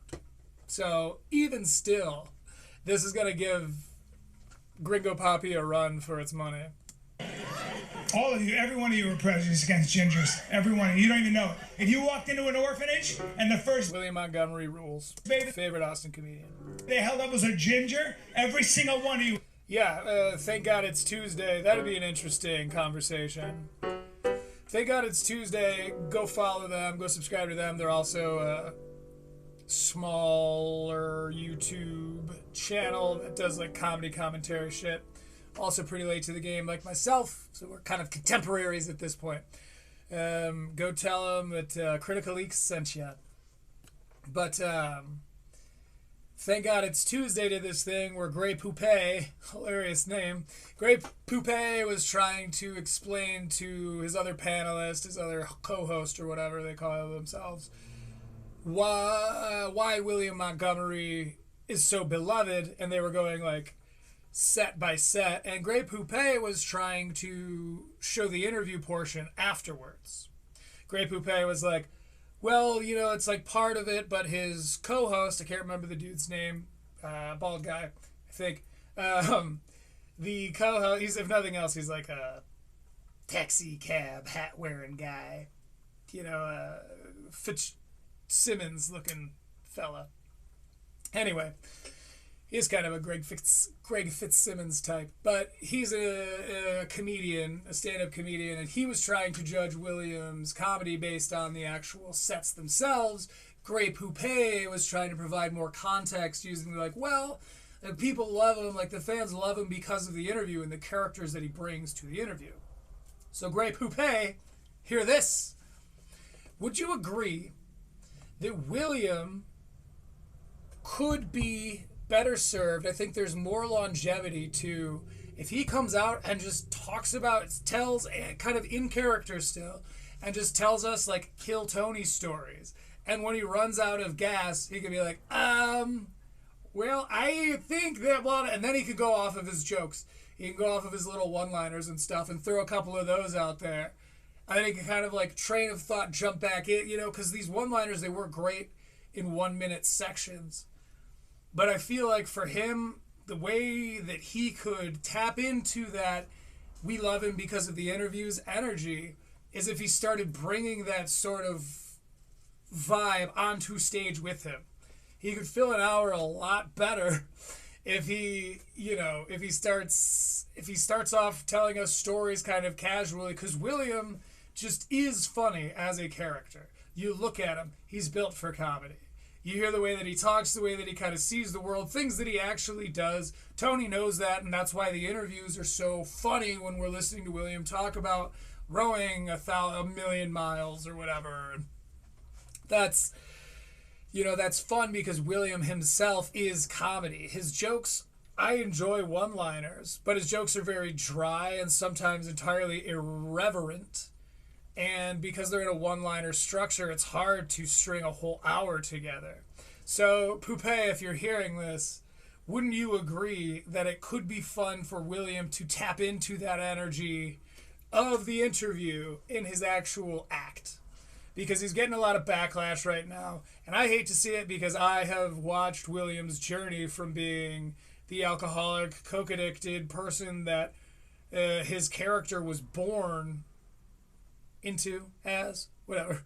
That's sort of the backstory of this character that he does now, the crazy guy on stage. I've watched him kind of metamorphosize into this, you know, sober version of himself who's like shredded and does stuff. Go back and watch some old Kill Tonys. William was a perfect mess. And I think if he could tap into that, it could really add a lot to his, what do they call that, stopping power. It'd be a lot more powerful. Anyway, I digress. Let's get back to Callen. He would be like, no, he's great, but can we look around? Or, no, because we live in Austin in the sun, you know. Plus we have eagles, and so scumbags.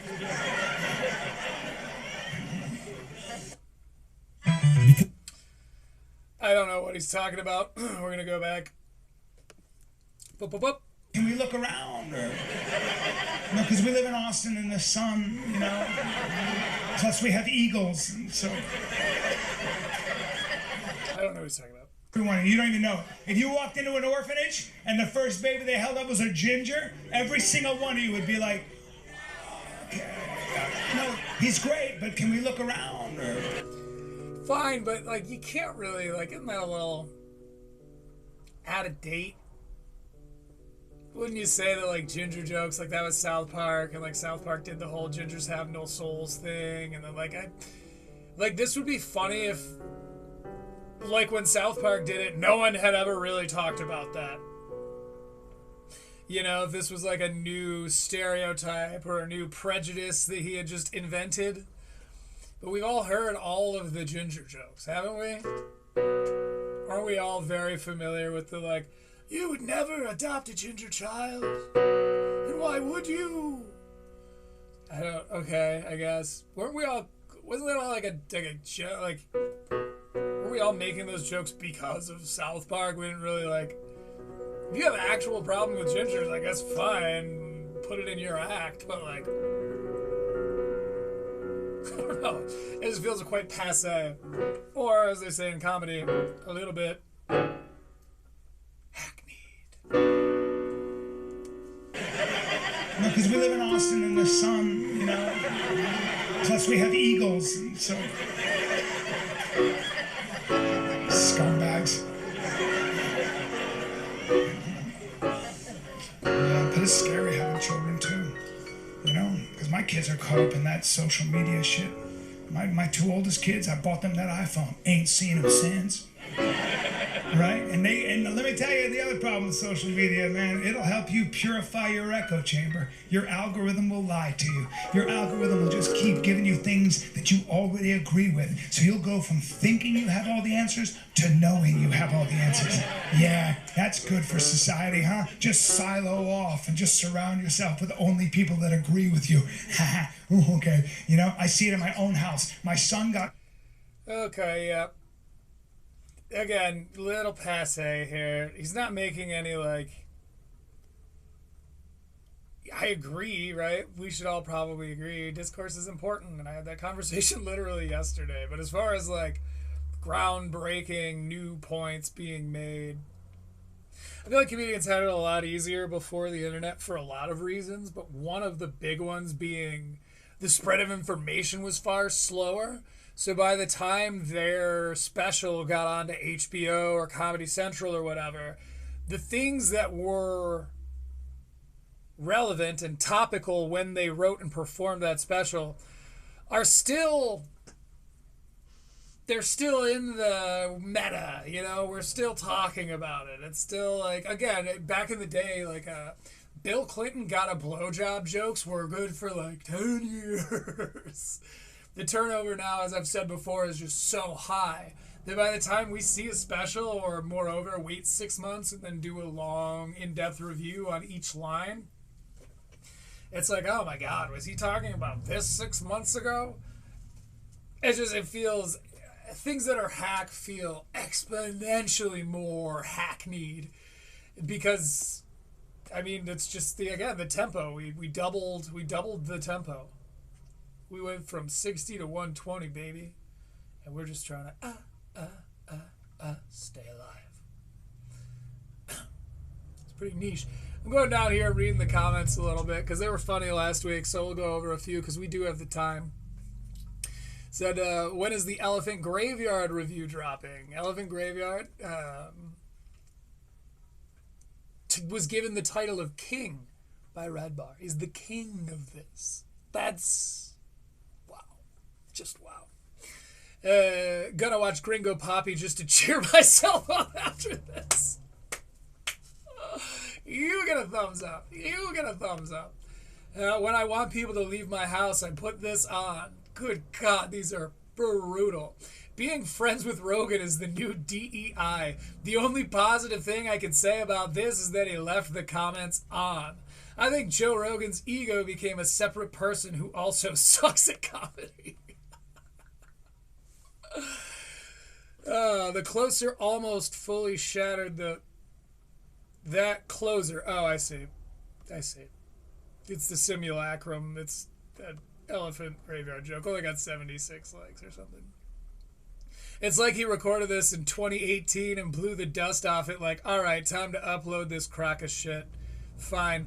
You just scored yourself an Elephant Graveyard special, bro. Dude, fit 6 hours of torture into a 1 hour video. There's absolutely no way the crowd was laughing this hard. That gets a thumbs up, because I've wondered if they've sweetened it a little.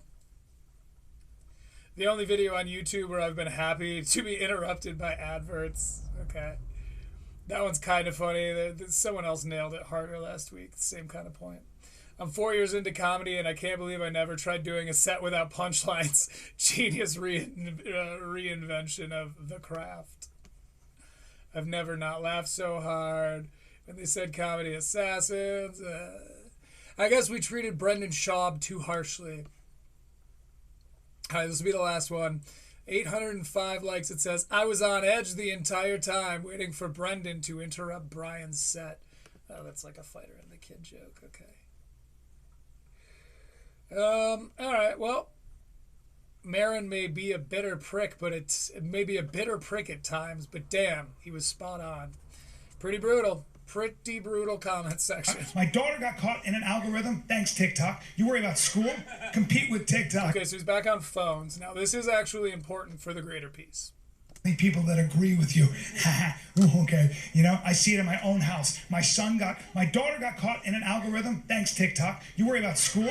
Compete with TikTok and Reels and all that. She got caught in one algorithm, and she's basically a communist. And okay. And my son got caught in another. Was she listening to stuff? Other algorithm, and he's just a little. I don't understand why people just pay for their dogs instead of giving $1,000 to a homeless guy. Study to the right of Genghis Khan, okay? Yeah, you know, it's unbelievable.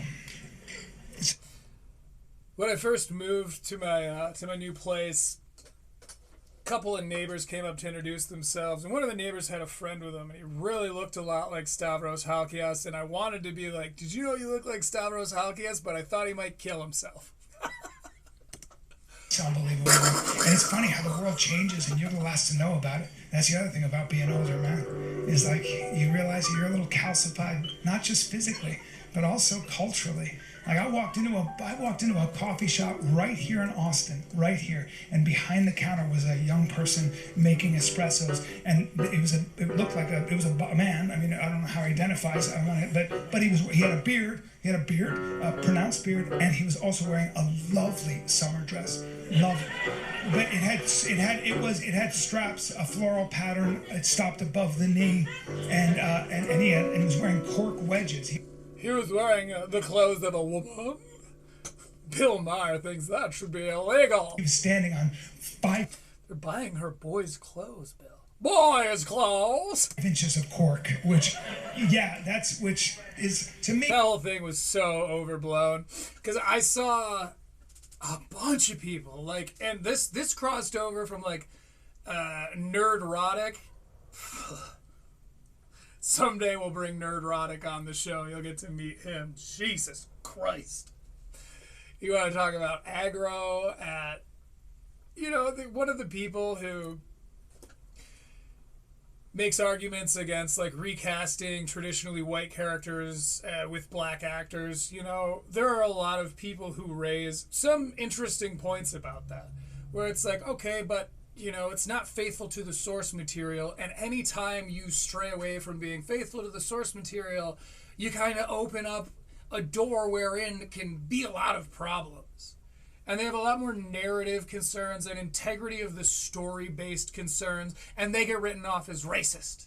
Because, you just don't want black people in your movies. And for some of those people, they legitimately do have some interesting points.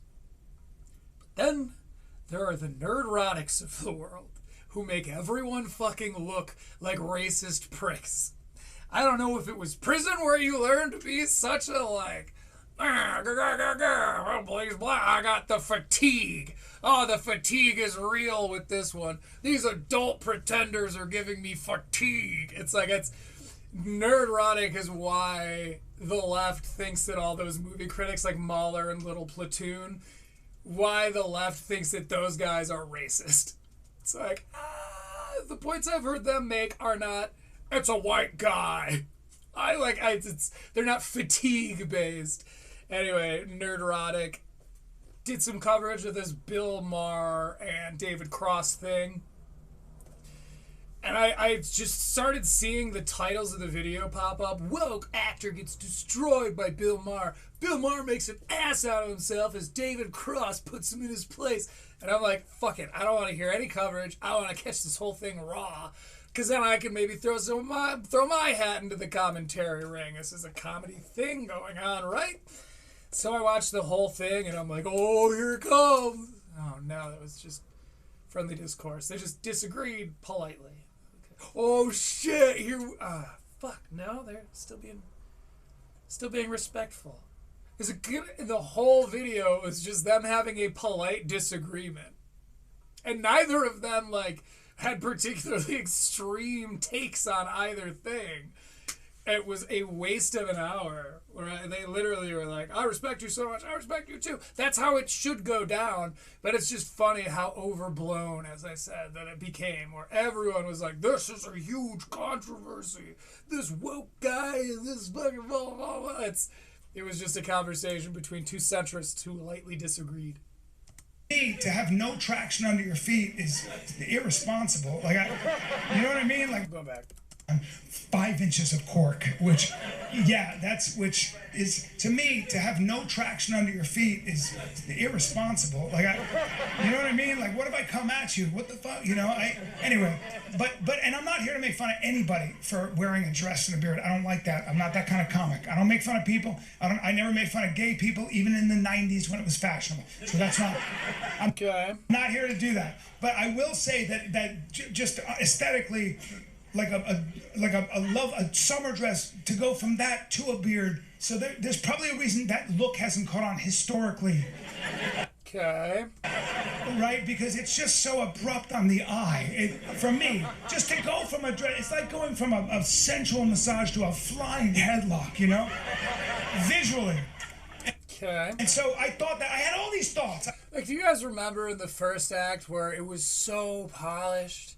And maybe even too many times, every time there was a chance for a synonym, he would use it. He did call fingers heavy at one point, which isn't the greatest, most innovative linguistic elaboration I've ever bore witness to, but it's something. It's effort. It takes time. He's reworked that material so many times. He knows when to throw these fancy synonyms in there. Oh, instead of it just being fingers, what's a good adjective for it? Heavy fingers. Like, and now it's just kind of seemingly him like talking into his phone. This really truly does track of a one-man podcast. Like, it smacks rather of a one-man podcast. The second act is just so like, and another thing, how can we continue to be woke if you're just all asleep? Like, it's just this kind of pseudo thoughtful, I cannot stress hard enough how different this is from the first act. I may have to call this video, maybe you were right about Brian Callen's false gods. Maybe.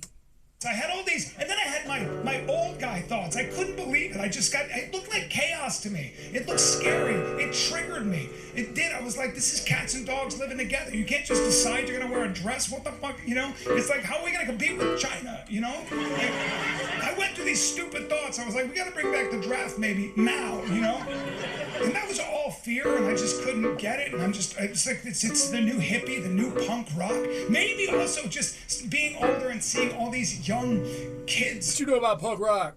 Who probably majored in equality. Poser. And, sweater wearing ass bitch. And I'm just not my generation, and he's wearing a dress and a beard, and it's just... You're old. I mean, that's literally what I think he's getting to that, but that's so fucking funny. I just don't understand. He's a boy. Boys don't wear dresses. Think about it. Boys are for girls. Look like a... Dresses are for girls. Boys are for girls. Girls are for... Anyway. Evolution. It looked like change. Damn, I'm getting my prejudices conflated. That I wasn't included in. That's what happens when I see young people ambitious. Let's change the world. When I hear young people say that, like, you hear let's change the world. I hear let's kill everybody over 50. Right? I guess. I mean, is this pretty old audience? Like, is this you trying to, like, I know my audiences have been fans of mine since the 90s. No, it's mostly jaded millennials you're probably playing to here in Austin. Maybe it makes some sense. I kept thinking about that. Sir Winston Pickles knows what I'm talking about. It was like the whole transgender movement. That happened in this zeitgeist, not mine. And I always think about why. It's very interesting, And I just think about, because when I was growing up, there was one transgender person, and they did a 60-minute special about them. And I know. And now, like, 30% of you are trans. I don't know. But, like, well, I don't know what it's very interesting to me, because it kind of happened. Well, it happened 2015 when Bruce Jenner had an 8-hour operation, and he woke up Caitlyn Jenner, and then a minute later he won Woman of the Year. And that, I remember that. That was crazy. And I remember I'm just a bunch of like conservatives and traditional Americans. I was like, I have some questions, And we quickly found out the time for questions was over, bigot. This has all been settled science. We don't... Oh, shit, it's getting worse, boys. Oh, buckle up. He's going full boomster. Not even boomster. I said this the other day, but literally, like, Gen Xers are so much worse than boomers. They have all that boomeristic tendencies that people have been, rebelling against on the internet. Oh, okay, boomer. Gen Xers have all of those tendencies. The tough guys back in my day, these snowflakes, they blah, blah, blah. Gen X has all of that. And a touch of self-righteousness. They don't have the humility of the boomers who are like, why would I speak? Why would anyone want to hear what I have to say? I should just keep my head down, keep working, and shut the fuck up. And I hate when people don't do that. Gen Xers have that, and a dash of a little bit of, but also we were all stars. Oh, God. So here we go. He's getting into it.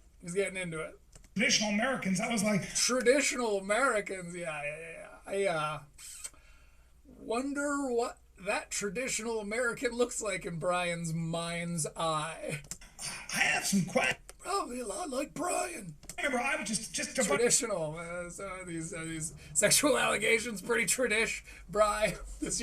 Do your traditional beliefs tend to align with those of an accused rapist? Like, okay, traditional, sure, yeah, you're a real down home kind of wholesome fella, aren't you? Not like these trans. Jesus, bro. Much as like conservatives and traditional Americans, I was like, I have some questions, you know? Fair, fine, you have questions, but what do you go on to say? And we quickly found out the time for questions was over, bigot. This has all been settled science. We don't need your voice. We saw what you did to the other minorities, Whitey. You know? And I was like, what? And, you know, because her support system was... You could hear a pin drop in this bitch. This is mothership. They love everybody that agrees with them there. Minorities, Whitey. And this is hilariously classic, too. Where people, like Tony tries to be like, these Texans, these cowboy hat wearing, belt buckle, oil field dwelling Texans. It's like, you are in Austin. One of the notoriously most liberal places, definitely in Texas, but mostly in the South. Like, you got New Orleans. Like, you're in Austin, bro. Like, I think Mike made this point when they first got down there, and Tony kept making the mistake of being like, you Texans know about how we hate the gays, right? Like, they're all kind of like, no, like, okay, you're not in Houston, bro. Which I think is part of it, because they think they're playing to like a blue collar comedy tour crowd, and there's a little bit more nuance in the Austin fan base than people tend to think. Settled science. We don't need your voice. We saw what you did to the other minorities, Whitey. You know? And I was like, what? You know? I was like, he kind of threw that in there and could tell, like, he was being a little bit on the nose about it.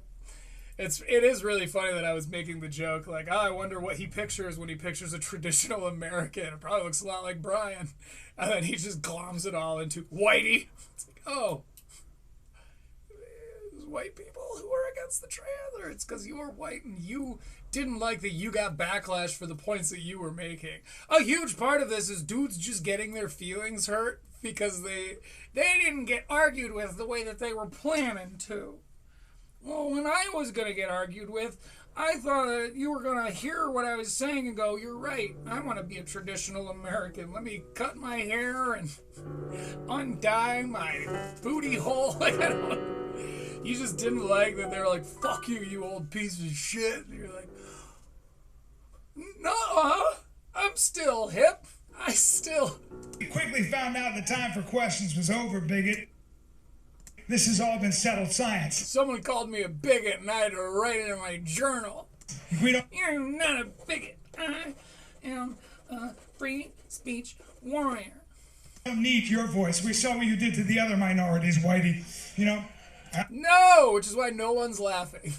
This was never about, like, it's, oh, Brian. Oh, Brian, that's a gross face you're making. Excuse me, would you? Mike from Red Boss says you just gotta look in their eyes. You do all the studying in the world, but you get them big enough so you can see the detail, and you just look them in the eyes, and you can tell a bad dude. It's interesting, because previous to doing this, before hearing the actual allegations, which I'm glad that I did, I'm glad I showed it here, you know, because not enough people do. They just go, has allegations. It's like, there's so many that have just, you know, washed off, the Amber Heards of the world and stuff, where it's like, you kind of need to be more specific when you say allegations, because it could be anything, and it could be like a disgruntled ex or a blah, blah, blah, blah, blah, like, You for the people that don't just on a whim believe all women, then like it's nice, it's good to provide them with context. And when you hear things like is accused of pinning a woman on the bed and blah blah blah blah blah blah blah, like it kind of helps paint the darkness a little bit better. So a little that's a freebie for you, Redact. oh, thank you so much, but technically we should all be sharing and sharing alike, so the concept of free... You can't let him go. You can't let him go or he's just going to keep going. And I was like, what? And, because her support system was very, very strong. I mean, and vast. I mean, I'm talking about, well, I don't know, let's see. All of the fashion industry, all of Hollywood, all of corporate America, all of legacy media, all of big tech. And that's a formidable group of people. They can make or break you. And then... This is an irresponsible edit. Listen to how froggy... Listen how clear his voice is at first, and then how it sounds slightly closer and even more froggy because it's two different performances. It's a bad crossfade, whoever edited this. Vast. I mean, I'm talking about, well, I don't know, let's see. All of the fashion industry, all of Hollywood, all of corporate America, all of legacy media, all of big tech. And that's a formidable group of people. They can make or break you. And then Caitlyn Jenner came out as a Republican. They were... See, that was... Again, a little bit of a nitpick. It's audio issues stuff. We often like to read the description here. Most of this is ads for his other shit. Brian Callen, False Gods, full comedy special, filmed at Joe Rogan's comedy mothership in Austin, Texas. False Gods is Brian Callen's newest and most fearless hour yet. You maybe get a little afraid. So you maybe should have been a little scared, huh? Maybe now, hindsight being 2020, there should have been a little fear. Should be fear less, maybe just regular amount of fear. Being fearless really didn't. Bravery did not lend to you having a positive experience, it seems. Sponsored by Black Rifle Coffee. Like, that would be something you would see as a joke in an elephant graveyard video. Maybe, I think. I haven't seen one in like a year. But then again, nobody has. I'm kidding, I'm obviously joking, I respect taking the time to put something out that you actually get behind and care about. I think it's way better to do than... And I think that Elephant Graveyard has largely proven that you can make a very successful YouTube channel by just making good points in a quality format. So, and of ball washing with the king, but this does seem like something you'd find in a... Sponsored by Black Rifle Coffee. Just seems so on the nose, doesn't it? From modern health obsessions to fatherhood, feminism, aging, and the insanity of self-help culture. Did he do any of that?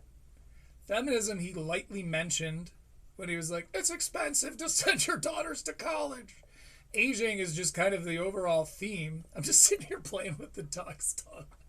I just got like a little tongue I'm sitting here just using it as a stress ball. I used to have my opal. I'll stress ball doing this instead. So he did fatherhood. He touched on feminism. Aging is just the theme that he can't help but be right about. You write what you know. The insanity of self-help culture I don't ever remember hearing. Brian exposes the idols we worship today with wisdom, heart, and relentless humor. But it does relent. You stop telling jokes in a traditional format at all. You even seemingly stop trying to be funny. It relents. It's not. There's the opposite of relentless. It has indeed relented, sir. Wisdom, hilarious anytime someone describes himself as wise. You ever hear any stories about hubris, wise man? And heart, the undeniable. If a person is living or was living at the time that you are remarking on, they had heart, I guess, suppose literally. Let's see, filmed at the iconic, Joe Rogan's iconic mothership, the new home of Austin's comedy scene. Released October 15th, 2025, exclusively on Brian Callen's YouTube channel. We're on that YouTube channel. That's crazy. That's a Gen X take, bro. Drop a comment. What's your, quote, false god?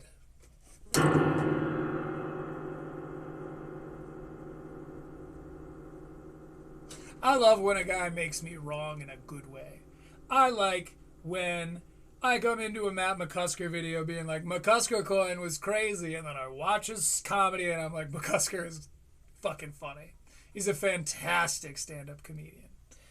I like when that happens. I like when I watch Shane Gill, the newest Protect Our Parks, and I actually find myself agreeing with the popular take that, like, it is cool that Shane Gillis isn't pulling any punches when he talks to Rogan anymore. He's not just relenting, like, oh, okay, I shouldn't, because I'm on Rogan right now. It made me like Shane more. I may have to do a whole thing about it because I have accused him of being a sellout publicly many times. I like when a guy makes me wrong in a good way. But before I'd heard the allegations, before I'd truly studied this special, before you just kind of watch him be him, I didn't know. I like the Mandragon thing. I think that's cool. I like satirizing your own, like, toxicity. I think that's a really funny way to approach comedy. And I didn't know about the other stuff, so it was like, I don't know, maybe he's fine. Maybe everyone's just doing the thing that people do where they decide, hey, we hate this guy, so they just keep hating him. Maybe that's what's going on with Brian Callen. But Brian Callen made me wrong in a bad way. In a sad way, and in a way that I have to acknowledge, I was not as right as I could and should have been about the character Brian Callen. I knew he probably wasn't a good guy. He's a fucking stand-up comedian. But my God, all of this, again, you go line by line and you hear this, and it's just like, oh, you're sort of a nerd-rotic type. I had that thought about Rob Schneider, and I think that's why, like, Rob Schneider does well on Kill Tony, because Kill Tony, like, is sort of accepting of conservative comedy, clearly. But Rob Schneider is just so vehemently conservative that it's like, everyone makes those jokes, you know, the whole, like, oh, we should be allowed to make trans jokes, but, like, we are joking. Like, you can't tell us what not to joke about. We don't hate trans people. We're just making jokes, and we're allowed to do that, and we're not going to stop. That's a respectable take. But then people like Rob Schneider kind of snuck in, and were like, yeah, comedy, totally. We're all kidding about how we fucking hate those people. Just like, Jesus Christ, you actually do. Oh shit, you are actually kind of hateful and racist, and you are sort of a nerd-rotic guy, aren't you? Like, oh, you harbor these beliefs. Like, this is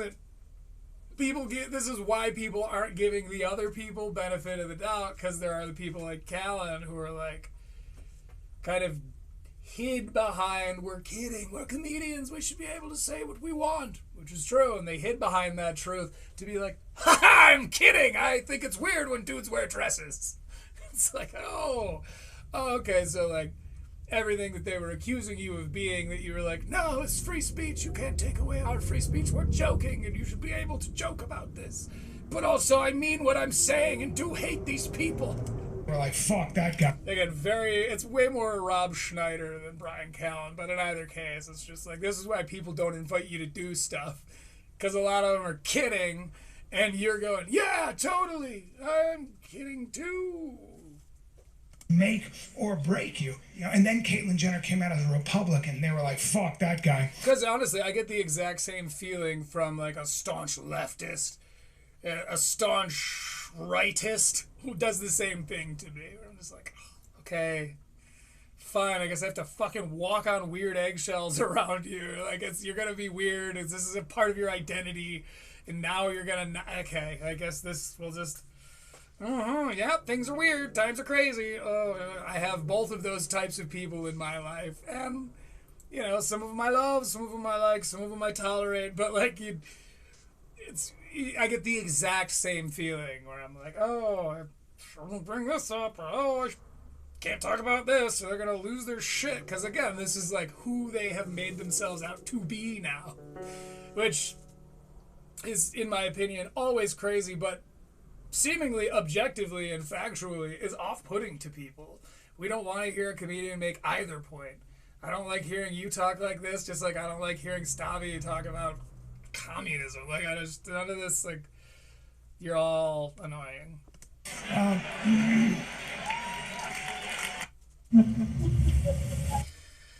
Yeah, and again, you can really feel the crowd is kind of, I'm like, you know what, we're not doing this. This is not happening, Brian. Like, because there are a couple people who are being extra loud now, but if you listen to this applause break, It starts with like 2 or 3 people being like, whoa, yeah, like trying to get the rest of the crowd to kind of give that like trickle of clapter. Group of people, they can make or break you. And then Caitlyn Jenner came out as a Republican. They were like, fuck that guy. Okay. Pretty funny point right there, actually.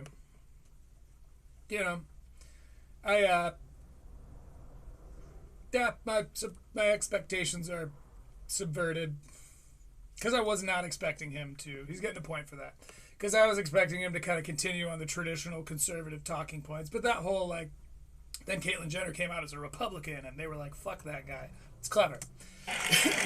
Yeah, but something else interesting was going on because she was a bad poster girl for the movement anyway. Because who can afford all that surgery? And being trans was not about surgery. It was about an inner narrative. It was about an inner feeling. It was about something that you cannot describe. It's something that's so sacred and deep. And we were told that this was the most vulnerable minority. And they are statistically. They're the ones most likely to cause self-harm and worse. And so suddenly it was like the feelings became sacrosanct, new for my generation. If you were talking about feelings in my generation, you better be, if you were talking about how something felt, you better be talking about shoes, bitch.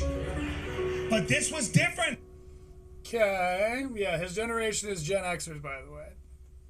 You're going to continue to see it. If you were raised by boomers, I was not. I've seen this. I've said last video, I'm very familiar with Gen X culture, and I promise you they're only going to get worse. And this was new. And by the way, this wasn't just about protecting feelings. This was about saving lives. So that's why, if you had any naysayers, they had to be de-amplified, de-emphasized, de-platformed, defunded, destroyed. So you better be careful. So be on the right side of history. Yeah, but I was looking at this kid with the dress and the beard, and I thought, I'm probably looking at a white minority, which is wild. You can be white and you can be a minority now. And that's wild. And it's very unique because, for black people and brown people and indigenous people, for them to become minorities, they had to go through hundreds of years of brutal colonization and slavery. But now you can have blonde hair and blue eyes, be white as the driven snow, and you can be a minority on the same level because you feel like one. That's hacking. Did you hear that? One person going... a couple of people kind of laughing along. And 90% of the audience, because I think this is in the big band, the Big Fat Boy, which has like 250 people. This could be in, actually this might be the Little Man, which is still 150 people, and you can hear 6. If I'm being generous, it's about 6. The driven snow, and you can be a minority on the same level because you feel like one. We'll say 12. Maybe to 20. 12 to 20 of 150 ain't great. That's hacking the system, baby! Talk about hacking, baby. That's hacking the system, baby! That right there needs to be one of my sound clips. Someday I'll have like a red bar soundboard thing. Because I think that's so fucking funny. Using their own words. Anyway, I don't need to sit here and explain his jokes. What is it? That's hacking the system, baby. That's hacking the system, baby. That's hacking the system, baby. That's the funniest fucking. That is obtuse as fuck, and not in a good way. Holy shit, didn't David Lucas put out a special? David Lucas. Comedy special.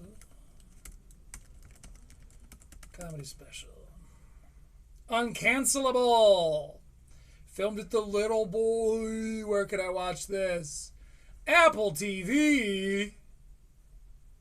Motherfucker, ain't no one gonna get Apple TV so we can watch David Lucas's Uncancelable. Oh. Maybe I will. I literally might. I owe a lot to David Lucas. My very first video ever on this channel. Go back, you can see it. The internet turned its back on David Lucas. And I started it off that David Lucas has become the laughingstock of the internet, and not in a good way. Hacking the system, baby. That's hacking the system, baby. I think he meant to say that's hacking the system, baby. But he said, that's hacking the system, baby. Oh, I'll move on. Yeah. Leave it up to white people, man. They're great. White people are like, I'm not saying there aren't real trans people. That's not what I'm saying here, because there are. I'm just saying there are grifters in every community. Okay. Yeah, man. It's wild. I mean, now you can be white and you can be a bigger minority than a black man. Just. It's gonna cost you for structural repetition, bro. Like, stop repeating, because it's the thing is, he's not just like driving, he's not re-driving home those points. He's just, because that can, if you're touching base, if you're tagging a base, you know, you gotta go make sure, go tag up, so they like, if that's fine, but what he's doing is trying to present another joke using the exact same elements in the exact same order. The joke before was you didn't used to be able to be white and be a minority, and now you can just say you're a minority. Crazy, right? And now if you just say you're a minority, if you're a white person, you just say you're a minority. You're a bigger minority than a black man. It's like that's the exact same sentiment delivered in the exact same way, and that's gonna cost you double points. It's gonna cost you double points for structural repetition. Mon frisson. Just ask Dave Chappelle. We're coming up to the end of this here special, and when we get to the end, we're gonna score it, and then we're gonna do a musical performance by none other than Hell. Hey, listen, I know that's a tough section of my presentation, and, you know, some people find that offensive, and I honor your feeling. No one found it offensive. We just find it off base, dude. I really do, but at least... I mean, offense, that's such a classic way to be, oh, are you offended? It's like, no, I'm disagreeing with you because what you're saying is wild. At least honor the fact that that's the way I feel about it. Ooh, shit! You got your asses, man. That's the same word, but taken in an entirely different context. It's oh shit, yeah, okay. What was this? You did like a nod. Feel about it. God, dude, I'm ringing the bells after Act 1. I'm going, you were wrong about Brian Callen's false gods. I really do. I need to make sure that I title this part 2 adequately. You might have been right about Brian Callen's special false gods. Because literally the first act is so good. Nigh flawless. It is just this side of flawless. But the second act is so brutally slow, sanctimonious. It's incredibly opinionated without actually having much substance behind it. He's parroting. He's had very few original thoughts. It's just parroting old talking points when Twitter still used to be called Twitter.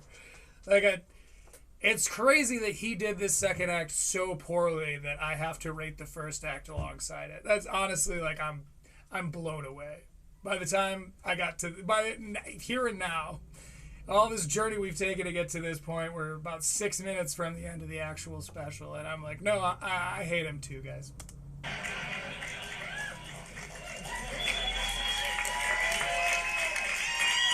I never liked the guy, but I had a soft spot for this special due to its first act, and I can tell you that even as good and truly was good, and if you haven't seen my coverage of it, go back and I'll explain to you beat by beat why the first act is good, but the second act is so bad it tanks the entire thing.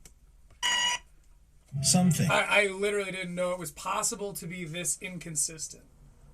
If he would have just left it at a half an hour, it might have been one of the best specials of the year. It wouldn't have beat I Didn't Promise You a Rose Garden. Right choice for you. It'd be you. up there. I can't leave you like that, though. I don't want to be the old guy making fun of a kid in a dress and a beard, and I don't think I was, but you are, and you did. It might sound that way. Well, it sounded that way because we're using an audio medium wherein your words are how we feel. Like, Because I got a what are you talking about? It might sound that way. guy making fun of a kid in a dress and a beard, and I don't think I was, but You were, and you are. it might sound that way. Because I got to go deeper. And I thought to myself, what is it about this zeitgeist? Why did that trans movement take place in this zeitgeist? Why not mine? I would have loved to have worn a dress and a beard. Just, seriously, just to mess with my dad.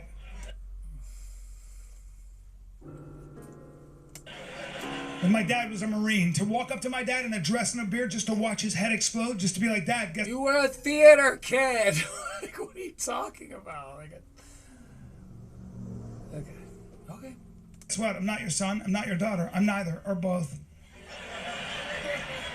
He'd lose his mind, but that Ooh, sticking it to the non-binary. wasn't even available. So what about this? What is it about this zeitgeist? Why does that make some sense? And I thought to myself, maybe wearing a dress and a beard is the only thing left for young people to do when they want to feel like some kind of a mystery. I love that he's doing all these gymnastics instead of being like, I don't know, maybe just like, we're finding so many people are trans now because like now it won't get you beaten up or killed. He's like, no, it just started happening. They're making the frogs gay and the people trans. It's like, yeah, I mean, or just in frog society, it wasn't cool to come out of the closet until the 2010s. Like, you know, maybe he's doing every bit of mental gymnastics to avoid that, like, oh, maybe it's a real thing. It just wasn't, like, widely talked about because it was so violently taboo. Instead, he's like, maybe they just are trying to be individuals. Kind of a unique individual. Maybe it's very natural for a young person to want Yeah, you want to wear a dress, and no one's ever done that before. To be shocking. Ever seen the drummer of No Doubt? to be unboxable, unknowable, undefinable. Marilyn goddamn Manson, dude, like. And that's the only silent howl that kid can manage, because we live in a world where they know everything about you. That kid's never not been on camera, ever. Ever. Take it easy, man. Take it easy. I know you know jiu-jitsu. You Austin guys, you jiu-jitsu guys. I remember privacy. I remember it very well, but those planes hit. I remember privacy. I remember it very well. If I could charge him again for inconsistency, character inconsistency, I would, but it only allows for one. Those buildings, and we were so afraid. We looked at the government and we said, we'll give you our privacy if you give us our safety. And they were like, how about we do you one better than that? Here's the thing. Okay, I need to devil's advocate a little bit here. You can get away with doing this in your third act. Your third act can be a little bit more heartfelt. Birbiglia, very, very famous, very, very, very skilled, talented writer. Funny comedian who ties a lot of heart into what he's talking about. But in order to appease the comedy fans who came here to hear comedy, to hear jokes told by a guy who calls himself a comedian, you have to be catering to those people. If this is a stand-up comedy special, the heart can be there beating the whole time, but it needs to be surrounded by an entire other body of work. And the heart's just there pumping to keep the blood flowing to the rest of that body. But if your entire body were made of heart, it would never exist. There would not be enough blood in your body of work to keep that massive thing going. You can't lean this hard on sentiment. It can be a fantastic flavor, right? But it's like dill. You garnish the dish with it. It's like it can really start to take over if you use too much sentiment. It's just going to taste like a pickle's burp. How about a camera and a mic in everybody's hand? And now you're always on camera, my brothers and sisters. It's brothers now. My brothers and sisters. Gen X. Get away with nothing. They do know everything about you. You're an algorithm, a pile of data, and it's all up there. You think you can hide with a hood and a mask? That kid should have talked to me before he carried out that terrible assassination, that dum-dum. They got cameras. They got cameras that can recognize your gait. Your particular walk is up in the cloud. They can shoot a laser. Yeah, again, like, you could have gotten sentimental in Act 3, but you would have had to be funny as fuck the whole time and slowly adding, again, little beats of sentiment. As the heart within that body of work continues to pump, you can touch on it and then eventually rip through your chest and tear it out. And then your third act, your denouement, being heartfelt. Chef's kiss, man, you're good. But all of this is just too much, so by the time he gets to his infamous last line, which, from the standards, for literary standards, for narrative storycraft-based judgment, his final line is immaculate. It's so good. But the shit that he does leading up to it, after he's killed it in Act 1, this, like, 25 minutes of just... It sullies, it pisses in the wine that is this denouement, this final line of his that we're building up to. Into your heart. I can see why people hate it so much. They're wrong that it's bad, but I'll grant it that it's not funny. And even though that's not damning, your last line can be sentimental. You can leave them on a thinker. But you have to get some good, big third act laughs before you do that. Because then they're going... oh, good point. But that's not what we're doing here. We're all going, okay. Oh, another... Okay. All right. You'll see what I'm talking about. We're coming to the end here. And pick up your heart signature. How about this? They know a woman is pregnant before she does based on her migratory shopping patterns, motherfuckers. Huh? Yeah. Where did you hear that, Brian? That's right. I mean, maybe, but like, okay. Know everything about you. You ain't a mystery. You're just a number. They know what you like and what you don't like. They know what stops your thumb. They know what dilates your eyeball. They know what glazes it over. They can program you to hate what they hate, and they can definitely program you to love what they already have for sale. And when I say they, does anybody know who the hell I'm talking about? Because I don't. I know there are a lot of theories. I don't even think it's people anymore. I think it's the machines, man. I really do. I think it's the machines. And you know, I was thinking about that too as I looked at that kid's shoes. And I thought to myself, damn, I think I've been getting ready for the wrong enemy. Because I've been waiting for the grid to break down. That's why I practice jujitsu. That's why I have guns. That's why we live in Texas, right, guys? That's why, right? Yeah! You got access to a well. There's like no one... So few people are agreeing with him. There's a very, very loud, what do they call it, a vocal minority. Oh, your garage is a CrossFit gym in case you got to climb a rope, you know, and the stairs break down in the apocalypse. I don't know what you're looking for, but either way, you got a freezer full of game meat. Yeah, good luck. Good luck arm-barring AI gone bad, huh? What's the point of learning anything when AI can do it better tomorrow? That's the other thing that kid is facing. Thought to myself, the future for me, bright, something I could predict.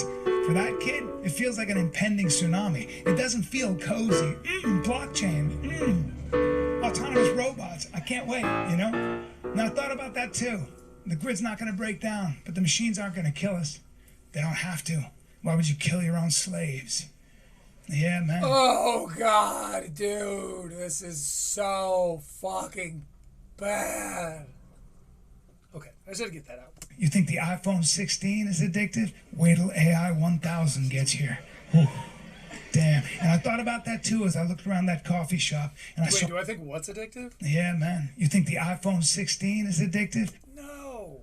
Wait till... No. I mean, people probably do. You shouldn't. AI 1000 gets here. Damn. And I thought about that too as I looked around that coffee shop and I saw everybody bent over their phones like broken monks in this... Well, I guess careful what you wish for, as he's using florid language again. Again, very highly polished first act, very highly polished final line. The rest in there is just him being like, I'm in Austin, Texas. It's Texas after all, home of the Alamo. Coffee shop, and I saw everybody bent over their phones like broken monks in this unholy communion. Just oh my God, I'm sorry. I wished for more florid language. Like broken monks in this unholy communion. There's nothing I can say that doesn't say about itself. Jesus Christ. having thoughts, thinking they wanted to be somebody else, wanted to be somewhere else, just dragging their thumbs. Just a nation of drug addicts. Dopamine, cortisol, adrenaline. Dopamine, cortisol, adrenaline. And I thought to myself, damn, maybe it's not a coincidence that this machine I can't turn myself away from. Maybe it's not a coincidence that this machine is also called the Apple. Thank you very much. Maybe it's not a coincidence. So, that's the end, by the way. That was the final line. His first act, his first joke, his first bit was all about how he scrolls on his phone too much. Can't look away from it. It was a fantastic vehicle that allowed him to... that created an adjacency between completely unrelated subjects and characters. He was able to jump into this thing, then jump over here into this world, and back into here. And that is what I loved so much about it. It's a very clever literary mechanism. You can just hop in that, I'm swiping on my phone and I see this thing and that thing. It sort of beats the Monopoly guyism that you can be, that would otherwise be very hard to avoid. Right, so he talks about his phone that whole time. Then he gets into some God shit in the second act. And yes, I hated it. I hated the entire second act. I think I chuckled once. But he's talking about God shit. And then his final line, his denouement, my kid's obsessed with his phone, this new generation is fucked and they know it and it's because of phones. And the final line ties it all together with maybe that's why this machine is called the Apple. Again, Redact loses his mind. He's like, that's supposed to be the funniest line in your entire special. I would argue that he's wrong. I think it's supposed to be the most powerful line in your entire special. And in some cases, that can take the form of the funniest line. It seldom does. Almost never. It's usually leaving you on some kind of thinker. Or... in the case of James Donald Forbes McCann, I have to go now, and then just leaving. This is the opposite of that. So if you prefer that, then fine, but we can't really have a conversation with regards to, like, linguistic integrity, again, literary narrative integrity. Because that phone line ties all of that together. All of those subjects into one sentence. Not a particularly well-delivered sentence, albeit he did have to kind of double back for it. But it, in the entire nutshell, summarizes the theme of his special. If Act 2 was as funny as Act 1, again, this came out of the oven a little early, I think. If Act 2 was as polished as Act 1 is, then this could have been an immaculate line. It is still very well written, but because Act 2, you kind of lost all that credibility and all that steam... You lost us being ready to hear a line of sentiment. That's what I was saying before, where you can use sentiment as kind of the beating heart inside your body of work, but it can't sustain itself if it's all heart or if the heart is too enlarged, right? You gotta sprinkle it in where you can. I think he got too ambitious about sharing his own thoughts and feelings. I think that he was way too falsely comfortable in front of this Austin audience. I think he thought they were all going to be like, great point, Brian. Really good, really strong stuff. And they weren't. And that he is still, the feeling we all have right now, got sort of, everyone kind of feels that way about this special. And he thought this was his magnum opus. In fact, it might be his masterpiece. It's just not very good. So, to prove it, we're going to go over the EEC scale. In the section, the subsection, introduction, Informative efficiency, he did not get any points for that. But then sets tone, because he came out and he kind of did like a wiggle thing, and he used some of his physicality, which he is quite adept at using, right? I think that set the tone perfectly, so he gets a point. Now I need to find a notepad here real quick. So we're going to tally these up. Okay, plus and minuses. So, there's a tally for plus. Transitions, he really didn't transition super well between joke. You know what? We are going to give him a point because subject adjacency, he did a pretty good job of kind of gluing it all together. He's only getting a single point for it, but we are going to give him a point for subject adjacency. Because there was no point where I was like, oh, that was a crazy transition. And transitions are one of the only ones I will do in retrospect. Because if they're done well, you don't really notice them. If you do a transition well, then it's not something you're like, great transition. Sometimes I will. But it's something you notice the absence of more. So then we've got hinges, which are tying acts 1 to acts 2, or acts 1, 2, and 3 all, tying them crescendo to his hinges. He did not do that. That is his first lost point, and first of many, allow me to point out. Act 2, callback to Act 1. I don't have any points there. Act 3, callback to Act 1. He does get a point for, because of his denouement. It only gives him a point, but it is a point, and it's actually an X2 plus. So that is 2 points.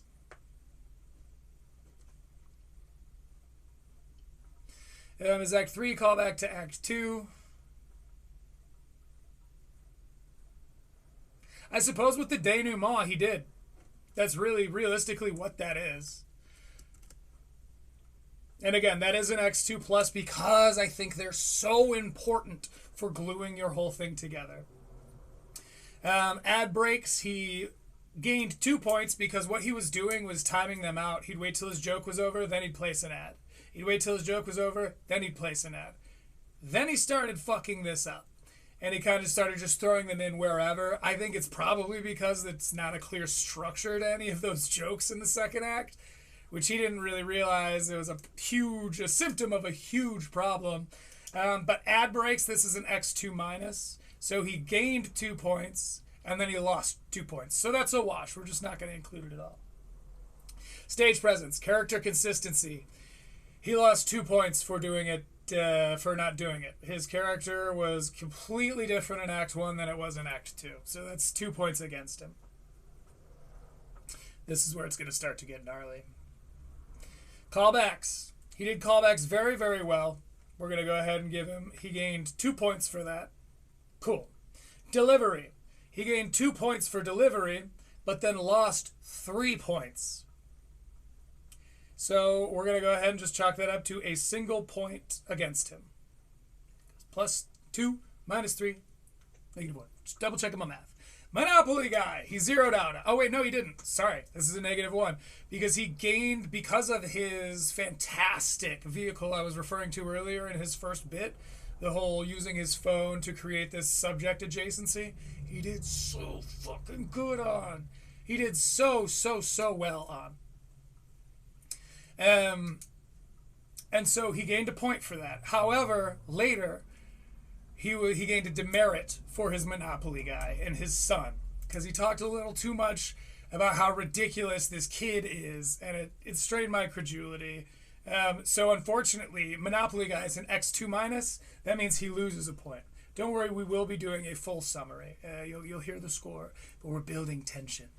He gained 2 points for originality because he's very much speaking in his own voice. And anytime I was like, hey, I've seen another comedian kind of do that, that comedian was stealing from him. He's the old guy. Chris D'Elia stole from Brian Callen, not the vice versa. And so that is 2 points for originality. However, he loses a point for rug pull reliance. And this is where he gets hit hard. Because the next element is structural repetition, and that's an X2 minus.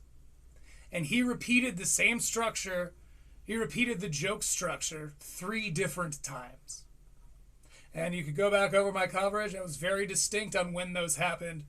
That's minus 6 points, which hurts. 1, 2, 3, 4. Boom. 6. Okay. Sweet. 5, 6. Okay. Waff. Waff is like woof, but with 1 O. Structural repetition. That hurt him bad. Subversion of expectation. He gains 2 points back. But in our final element, he loses 2 points for bad wordplay. So, let's get a drum roll going while we get our sum total. He has a total of 12 points going for him and 14 going against him, meaning it is -2. So not as bad as Gringo Poppy, which is a -6. Gringo Poppy did very badly in a very efficient way. That impresses me. Equals a -2. Wow. Wow, wow, wow. False Gods got a -2. All right, well, let's hear it for False Gods. Let's hear it for Brian Callen. And let's hear it for Critical Eeks and the Eek Scale. Woo-hoo-hoo! Keep that applause going, because it is time, my friends, for a musical performance.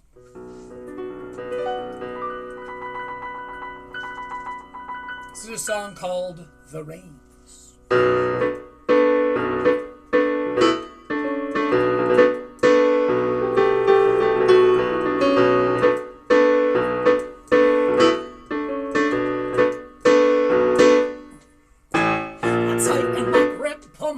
Straight back as I'm holding on to the reins. Yeah. I bluster and fuss and I spit and I'm caress as morality. I just feign, I said I just feign.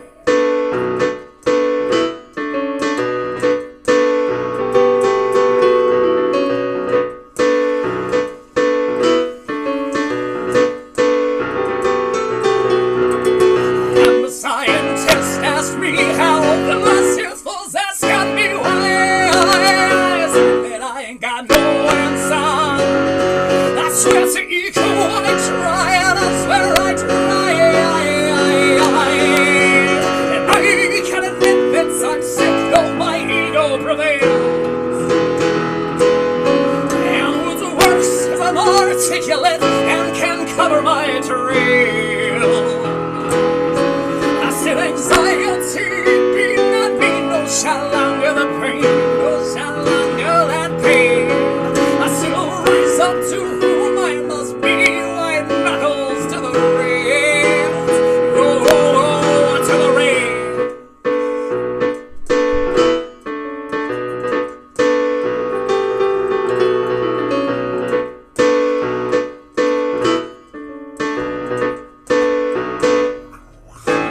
And I pulled the brakes and the I compensate. Oh, Stacy boy, he said no, no, no, yeah. I keep holding on, no control on my mount hills of strife, and my feet down the roll, my fucking feet down the roll.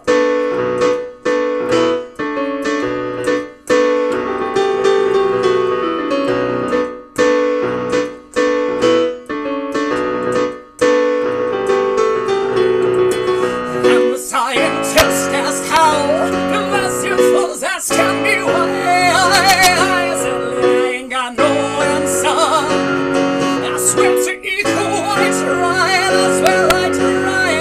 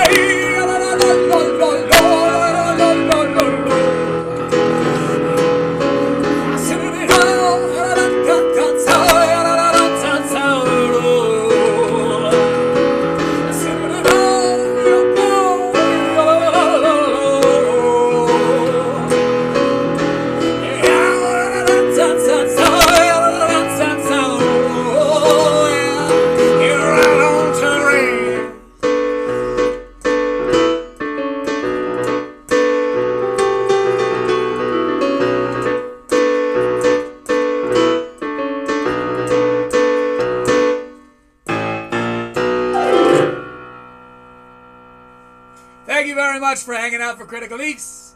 Had a good time per usual, and in the meantime, my friends, be nice.